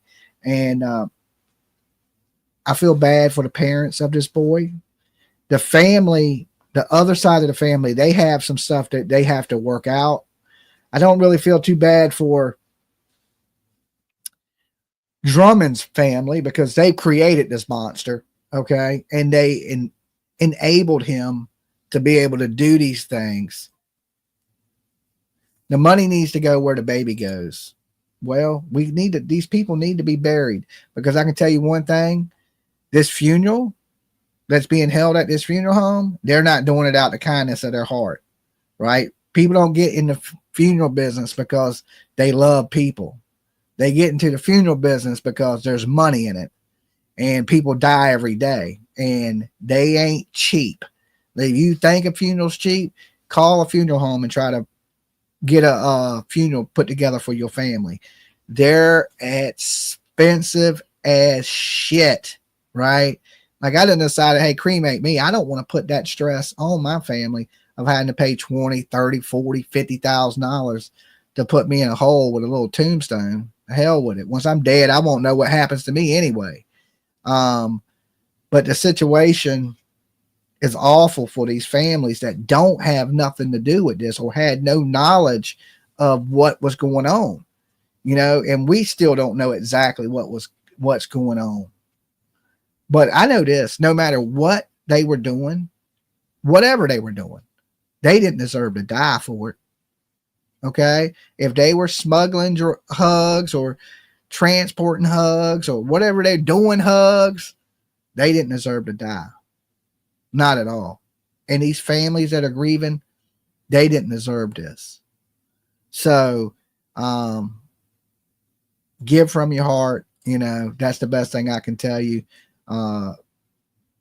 Choose wisely where you give, and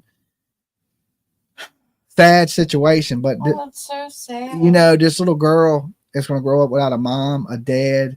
Let's just hope that she has really good grandparents and all that good stuff. Do you want to touch on anything, PJ, that the dad may have said, or I just found this post by his mom, and it's just so sad. Okay, do you want to send it to me and you read it? It just tells you a little bit about just how hard this has to be for everybody, I guess. I don't know that you really even need it, just like a post. All right, just read it. It says, "This is Kim. Can everyone say some prayers for me tonight, please? I can't sleep. I can't breathe. I miss my son. Every atom in my body is craving him, just to touch him, touch his hair, hug him, hear his voice. I'm struggling so bad tonight, and I'm so angry. I don't know what to do with myself. None of this is fair. Things had just started turning around for Matthew the last couple months. He was finally able to find a good job and was loving working with his dad and brother. He had been looking forward to turning 21, and he wasn't even 21, not even a month. This is so unfair, and tonight I'm really questioning how I'm going to make it through the next few days because I seriously don't know." Yeah, and can you imagine what that mother's going through? She's probably pointing a finger, trying to blame people. She's looking for some reason, and then this could happen, and there's no reason. And if you listen to this, ma'am, there's no reason this should have happened. You'll never find that reason and that you're looking for. The people to blame, I would hold off until the end of this, and we find out exactly everything that has transpired. And I sent you a little video of him playing with the baby. It's so cute. Turn that anger into something good. That's what I would say. That's the best advice I could give. Use it to fuel your something good to give back. Don't let his name be lost in vain is the best advice I could give somebody that is going through some of this. I can understand it though, because it's something I would be so mad. I'd be out there looking for this man myself. I know I would, right? I'd be looking for dudes and dresses. Can you play the video? Huh? Can you play the video? What video? I just sent it. Not that one, the one before that one. All right, give me 1 second.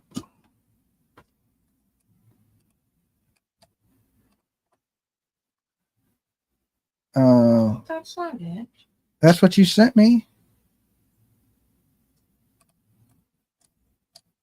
Oh, there it is. Sorry. It's This one? No, down. Oh, no. In the post you have open already. There, with the swing, the baby swing. Okay, hold on. I didn't know it was more than one picture in the post. All right, let me bring this I'm over not here. going to cry today.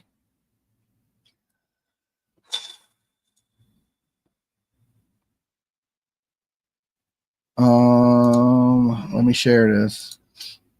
And you're saying share this video? Mm-hmm.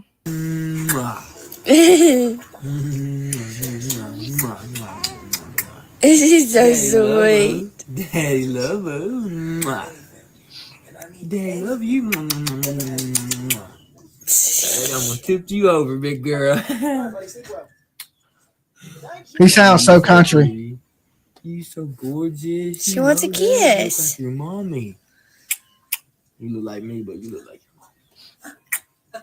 She loves kisses. She's like, Oh, that's hard to watch, man. So sad. It is sad. It is absolutely sad. I feel sorry for the unaliver's parents also. I don't feel sorry for his parents. They enabled this monster. You can believe he would still be sitting in jail. They hadn't bonded him out. They didn't. He served his whole time. No, he got bonded out on the unaliving charge, $30,000 bond. Who you think paid that money? Oh, that's true. His family. And how you think he had all that food and stuff in jail is because they were sending him money. Or he was some high up drug lord. I don't know nothing about. Or that I just know that he couldn't got himself out of He jail. went in, and see, this is where people are torn. A lot of people I see are commenting that he literally was a child when he went in. So, like, how do you expect him to be civilized when he comes out? He was 16 years old and got a gun and Right. went and robbed a store. That wasn't behavior of a child. That's grown man behavior. You get treated like a grown man when you do grown man stuff. I don't feel sorry for him at all. None. Zero. None. He should have got longer for the armed robbery charge. 10 years. No, no, no, no, no, no, no, no, no, no. He should not be out of prison. When he stabbed him, he had 27 violations in the prison. I don't feel sorry for him. I don't feel sorry for his family. No, no, no, no. Hell no. All right. I hope he rots. I hope his family's miserable. Right? They created this monster. They enabled this monster. They got this monster out of jail. I don't feel sorry for them at all. I hope their life is pure T hell right now. Okay? I hope the bounty hunter's knocking on the door as we speak. I don't feel bad for them. I don't feel bad for them. Not one. Will I feel bad for them? Nope. When they execute him, will I feel bad for them? Nope. Do I feel bad for Stephen Stearns' mom and dad? Nope. Enablers. They're enablers. I don't feel sorry for them. They should have taught their kid better morals and values. There's a lot of people out here with kids. They don't go rob stores at gunpoint. You know why? Because their mom and dad taught them kids better. They taught them good values. They taught them to love and respect people. He didn't have that. So if you didn't teach him that, I'm not feeling sorry for you. Whoa, you. Okay. Oh God. No, I'm sorry. If I sound like a mean, terrible person, then I'm a mean, terrible person because that's how I feel. I don't feel shit for these people. You get what you give in this world. It is what it is. You know, like I believe I have a child. I taught my child to love and respect people, right? And so she don't run into a store with a gun and rob somebody. You know, to have more respect for human life than that. To love your fellow neighbor and treat people good, treat people like you want to be treated. Like, I mean, I know people can't control the behavior of their kids. I get that. But you don't have to enable them to have that behavior either. So I just happened to see that one of his sister's birthdays today. I asked his dad if there was any way we could get her, if she had some type of cash app or something, just so maybe we could brighten her day. I can't imagine having to lose your brother and now having a birthday and this whole ordeal. This is just so today is Matthew's sister's birthday. Mm-hmm. Well, happy birthday to her. Wow. What terrible timing on the little girl's birthday that the killer of your brother is still on the run, you know. She's young, so I don't really. What does she want for her birthday? I asked, and he said no, she doesn't have one. We don't let her on social media yet. She's 14, so I was just trying to see if I could help some sort of way. Okay, all right. Well, what does she want? That's the key. Like, what do you want, kid?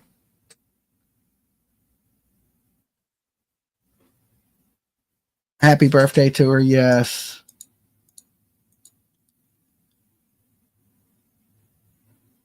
I'm hoping that would be a great present for her if the unaliver is caught. But we don't know. We don't know what state he's in. I'm sure the FBI and state police, they're working on that together to try to find the location of where this individual is. So we're going to have to do dinner soon. I know. I'm hungry. Happy birthday, sweet baby girl. Yeah, what terrible. It's just a terrible thing. It like, wow, you know, wow.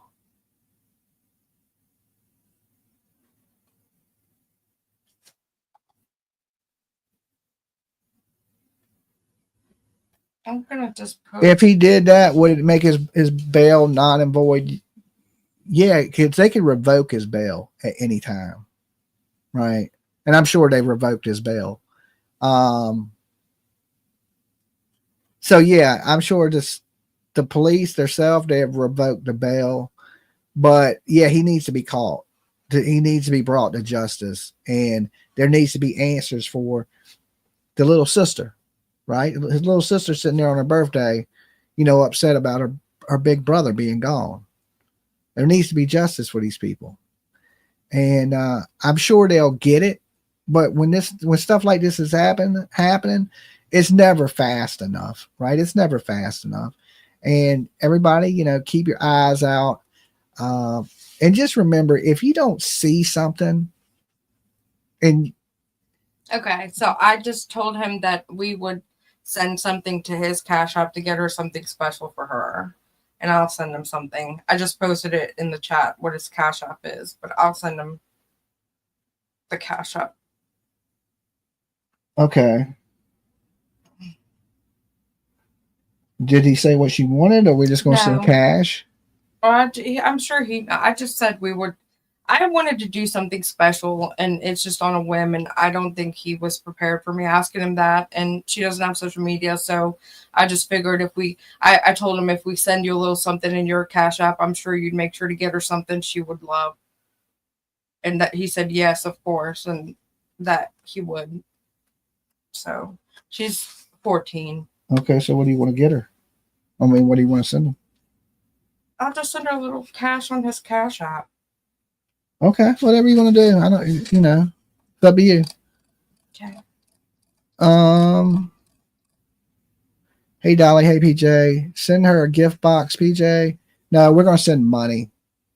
We're gonna send money. I don't want to be intrusive and like ask for that kind of thing. It's touchy.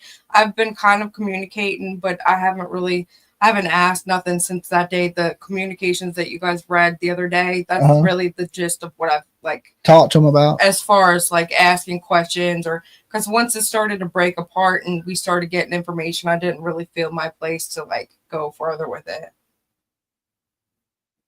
Okay, we'll send her some money. I mean, I know what you.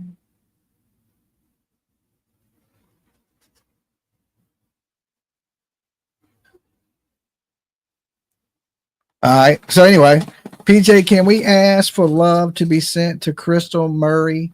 She lost her father last night. Sorry, Crystal. That is sad to hear. Prayers to you and your family. Amazon wish list, let people buy directly without contact. Yeah, I mean, we can set that up. We would have to make him do that, though. Yeah, and maybe he going through too much to be doing that. That's right now. that's what I was thinking. I just sent $100. It'll be all right. Okay. And we'll post this Cash App and just said, put. Oh my God, thank you. I just got it. Then look, we'll post this Cash App, and then I did. In the comments put for birthday. And her nickname is Chew. Her nickname is Chew. Okay. So we're going to post this. And if you post something, if you send something, make sure you tell us and put Happy birthday, Chew. Happy birthday, Chew. DV. So, you know. Only if you can do it. And yeah, you don't got to. Right. If you can, do it. Post it, PJ, and I'll pin it. Okay, hold on. And then if you do, let me know so I can thank you personally for helping this little girl. All right. Tell me when you shared it. Oh, this is Cheyenne Matthews' sister. Thank you so much. She just said thank you.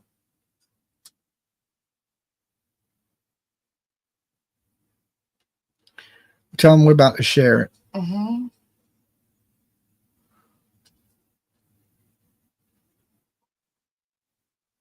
If they see the DV in the post, it stands for Dolly Vision. Okay. Okay. So they know who's sending it for what. Okay, here we go. I got it.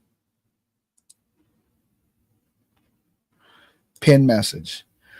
All right. So I just pinned it at the top. So as you see, PJ just posted it. So when you send it a Cash App, say happy birthday, you know, Chew, and put a little DV in it. So they know where it's coming from and what it's for. And then when you do, if you do donate, throw some little stop signs in the chat so I can just personally thank you, right, for being a good human being. Who is Matthew? Matthew is the young boy that was murdered. His daddy's name is Matt. And his daddy's name is Matt. His little sister's name is Chew. And her nickname is Chew. Well, it's Cheyenne. Her name is Cheyenne, but she goes by Chew. And today is her birthday. Okay.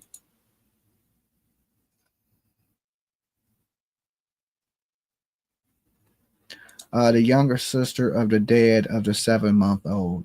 Yes. Yes. It is the fathers of the baby's little sister. Today is her birthday. Okay. So we sent a little something over for her so she can get herself something nice for her birthday. Can you donate from a PayPal to a Cash App? I don't know. I think so. I'm not for sure. About to make me cry. I had to rewind to watch this. She must chew a lot of gum. I don't know why they call her Chew. Maybe she makes Chewbacca sounds. I don't know. It's for Chewy. Who knows? It could be anything. He doesn't have any other pay apps, just the Cash App. I asked when I originally got Can you ask him if he has a Venmo? Okay, and this is his Cash App right here. Is $Wheel Jam 2020. WILJAM 2020. All right. And if you want the money to go towards the funeral, just send the money. If you want it to go towards Chewy's birthday present, I said Chewy. It's Chew. Put in happy birthday, Chew, so they know it goes to Chew. And that's her money. Okay. Send 10. Wish it could be more, but I'm broke college student. Hey, $10. Only if you can. It's not only required. If you can, right? We ain't making nobody do anything, but if you can. But thank you so much. That is so awesome of you, right? That, let me tell you this, you're going to get that $10 back sevenfold because you did something good from your heart for somebody else. And just the feeling of goodness is payment, right? To me, that's how it feels to me. It makes my heart feel good to do good things for people, right? And I hope it does yours. Listen, $10 to you is like $1,000 to some people because you don't got much, right? And that's a lot for somebody that don't have much. Haystack said she sent 20. Thank you, Haystack. Thank you. Thank you guys. That is awesome of you. Chewy is my nickname. Okay. Helena sent 50. Thank you, Helena. You're great as always. I don't know if you won the lottery or what, but big virtual hugs to you for having the biggest heart ever. You know, you guys are phenomenal. And I try to, that's why I know I got the best viewers out there on the YouTube streets. I don't even got to like second guess it. We as a group, we do a lot to help people, and hopefully that rubs off on some of these other channels to do good by people. You know, it don't hurt to give back a little bit. I put happy birthday, Chew, $20. Thank you so much. Thank you, Haystack. Oh. Yeah, $10 to me is a lot and hard to come by. I get it. Trust me, I understand. There's been situations where, you know, in my life, I have 2 nickels to rub together. And there's been times that I could reach in my pocket and pull out a knot. Okay. So I get it. I understand it completely. That's why I try to tell people, if you don't got it, don't give it to me. If you got extra, you break brother off, right? But if you don't, I understand. And I love you the same. You know what I'm saying? I love people just as much that don't give me nothing as people that give me a good chunk every day, right? I love you guys all the same. I think everybody is important. Send some for Chew and some for the fun. As a mom of 1 son, I can't begin to imagine the pain. I can't either. LOL. That's why I am off and on member. LOL. And I can understand that. Well, you can't afford to be a member. Don't be a member. Okay. It's good to help the channel, but if you can't, trust me, you know, it's the collective. Thank you. Right. It's the collective. PJI gave 10. Thank you, Southern it. What name is it? Southernish. Is that what it says? Yes. You don't never trust me. I need my glasses. I can't see. It kind of blurs together. PJI gave 10. Thank you so much. All right. Even if I murder your name, thank you. Thank you. Thank you. Thank you. Thank you. Thank you. And I'm sure Chew thanks you. I'm sure Matt she said thanks thank you already to the original, but I mean, I'm sure. If you I'm sure if Matthew was here, he would thank you. Sent you birthday money. Thank you so much. 690. Does that say 09? Mm-hmm. Okay, I got it right. All right. You work 2 jobs. It's all good at Dolly. Thank you guys. Thank you. I just want to thank you. I know they thank you, but I just want to personally thank you for being a good human being. All right. And doing something good today and thinking about others. That's awesome. Thank you, Maj. Little Dolly didn't understand my message, I guess. Okay. I probably halfway read your message. Some of the stuff starts to blur if you write too much. It starts to kind of blur together on me. I don't have my glasses on, and I don't know where they're at right this minute. I think they're in my suitcase from a trip I went on, but I'm not positive. Thank you for pouring into this family. And I know they need the help, right? I know they need the help. And like I said, just burying Matthew alone, it's not cheap. These services are not cheap. I gave 20. I adopted a 14-year-old on the 4th rehab now. They are not cheap, and we have been great parents. Thank you. Is that Chi-Chi? Cece. Cece. Thank you, Melissa. Thank you, Turtle Gang. I'll give some Tuesday. That's fine. That is absolutely fine. If you can, maybe buy a few pair of reading glasses. That reading glasses won't work because I'm so far away from the screen. Reading glasses is so I can see up close. I need my regular glasses so I can see at a distance. I'm not real close to the screen. My screen is feet away, so I'm trying to read something from across the room. You see what I'm saying? The camera's kind of zoomed in on me, but my monitor is across the room on a big screen TV. And Chu want to tell everybody thank you so much. Who? Matt and Chu. Matt and Chu says thank you guys so much. So very much.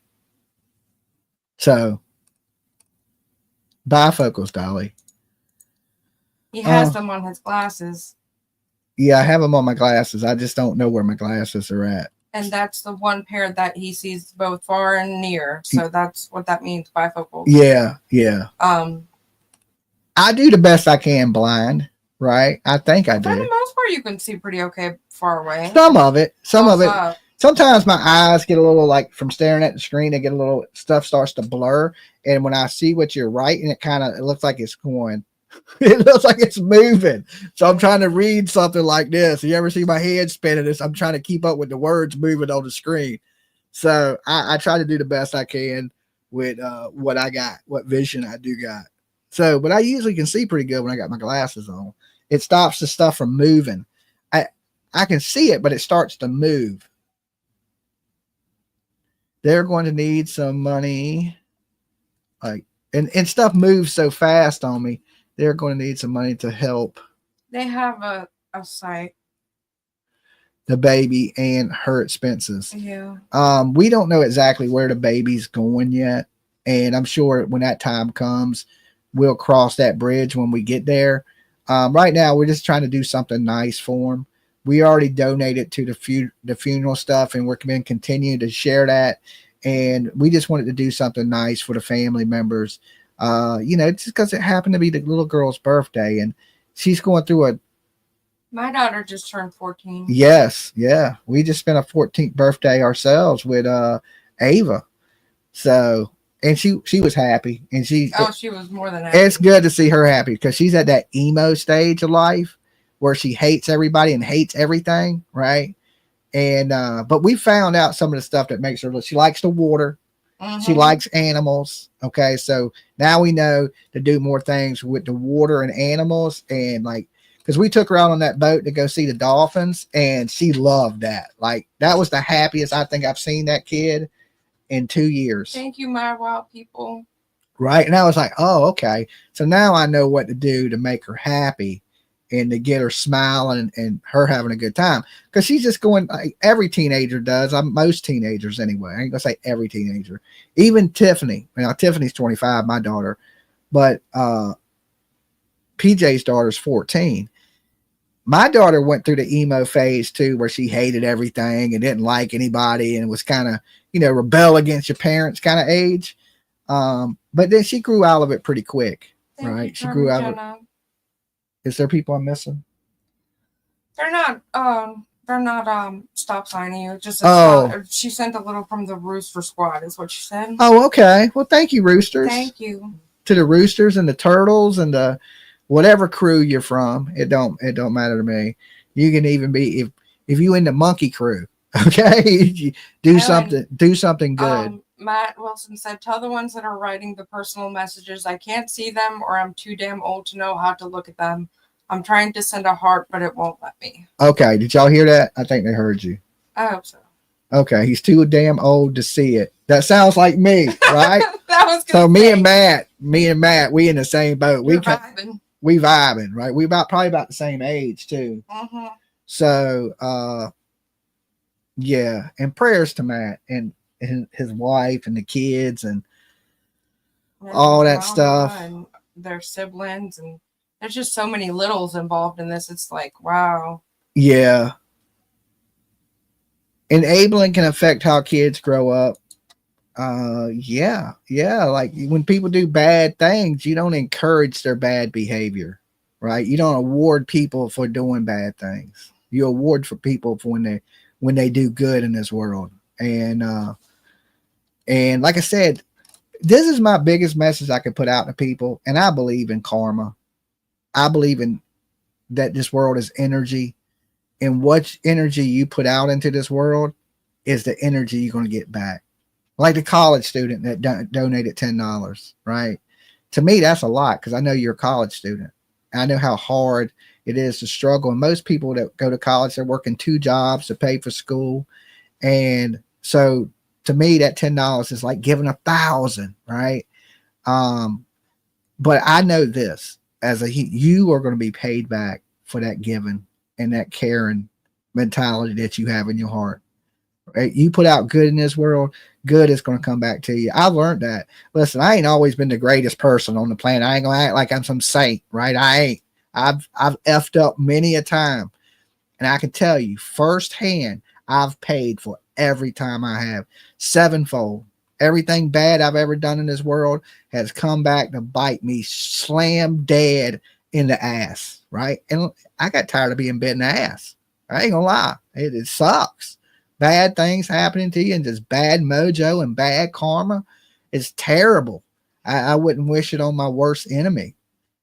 These days, I try to just be as good as I can be. And I've noticed since that, good things happen to me constantly. I am a very blessed person these days, and I don't want to change that for the world. So I'm going to continue to do my best to do good by people and to be a loving, caring person, because when I do that, I seem to get that back. Thank you. Now, is that greedy on my part? Maybe just a little, but I like the good. I like the good vibe. I like the good energy. And now I'm addicted. Okay. I'm addicted to good. It sounds crazy, right? Would the 25-year-old Dolly have said that? Oh, hell no. Right. 25-year-old Dolly didn't care about nobody but himself. Thank you, Diamond. 50-year-old Dolly, I'm a big softy. I would have never seen this coming. Right. I ain't cried. You don't even got to be sad these days and I tear up. Like, if I went back in a time machine, I think the old Dolly and the young Dolly would have to fight. Just to be honest, they're two different people. I am a totally different person at 50 than I was at 25. Not even close to the same person. Like, that's what I'm saying. And when you young, you ain't grown. I didn't even start growing up to 25, right? I think when Tiffany was born, I was 25 years old when Tiffany was born. I think that's the day I decided, hey, I got to become a man. But before that, I was just a stupid kid. Just a stupid kid. I guess wisdom, right? I guess it is wisdom. But it shocks me because I can still remember me as 25. I can remember what I was doing. I can remember the lifestyle I was living. I can remember all those things. To look back at it and see how much I've progressed or changed in life it's a lot. It wasn't a little jump. It was a huge jump. Can you stop talking so we can eat? I'm gonna Yeah, stab you. PJ's ready. You just heard me. She said, stop talking so we can eat or I'm going to get stabbed. Guys, thank you so much for what y'all did for Chew tonight.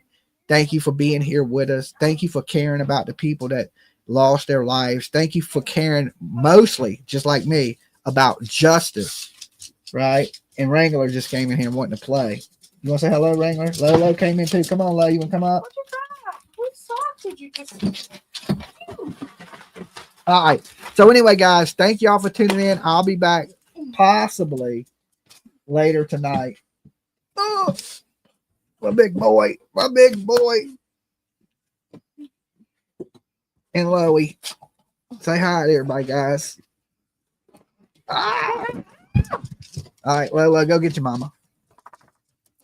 They don't even like me. They're just like, give me PJ.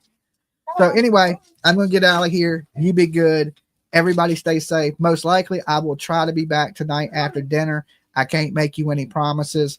If anything happens, my mods or anybody out here watching, send it to my Facebook. Keep me up to date with everything that is going on. And then I will bring that information to you guys later tonight. Now, I don't know when I come back tonight that I'm going to be talking about this. I'm not positive yet. There's some other things that I've been kind of neglecting going over this case for so long that I want to bring up. And I may mix it up. I may talk a little bit about everything in true crime tonight instead of just this case. But I don't know. I got to get back first and get some dinner. But thank you guys. And remember, Dolly loves you guys. Peace.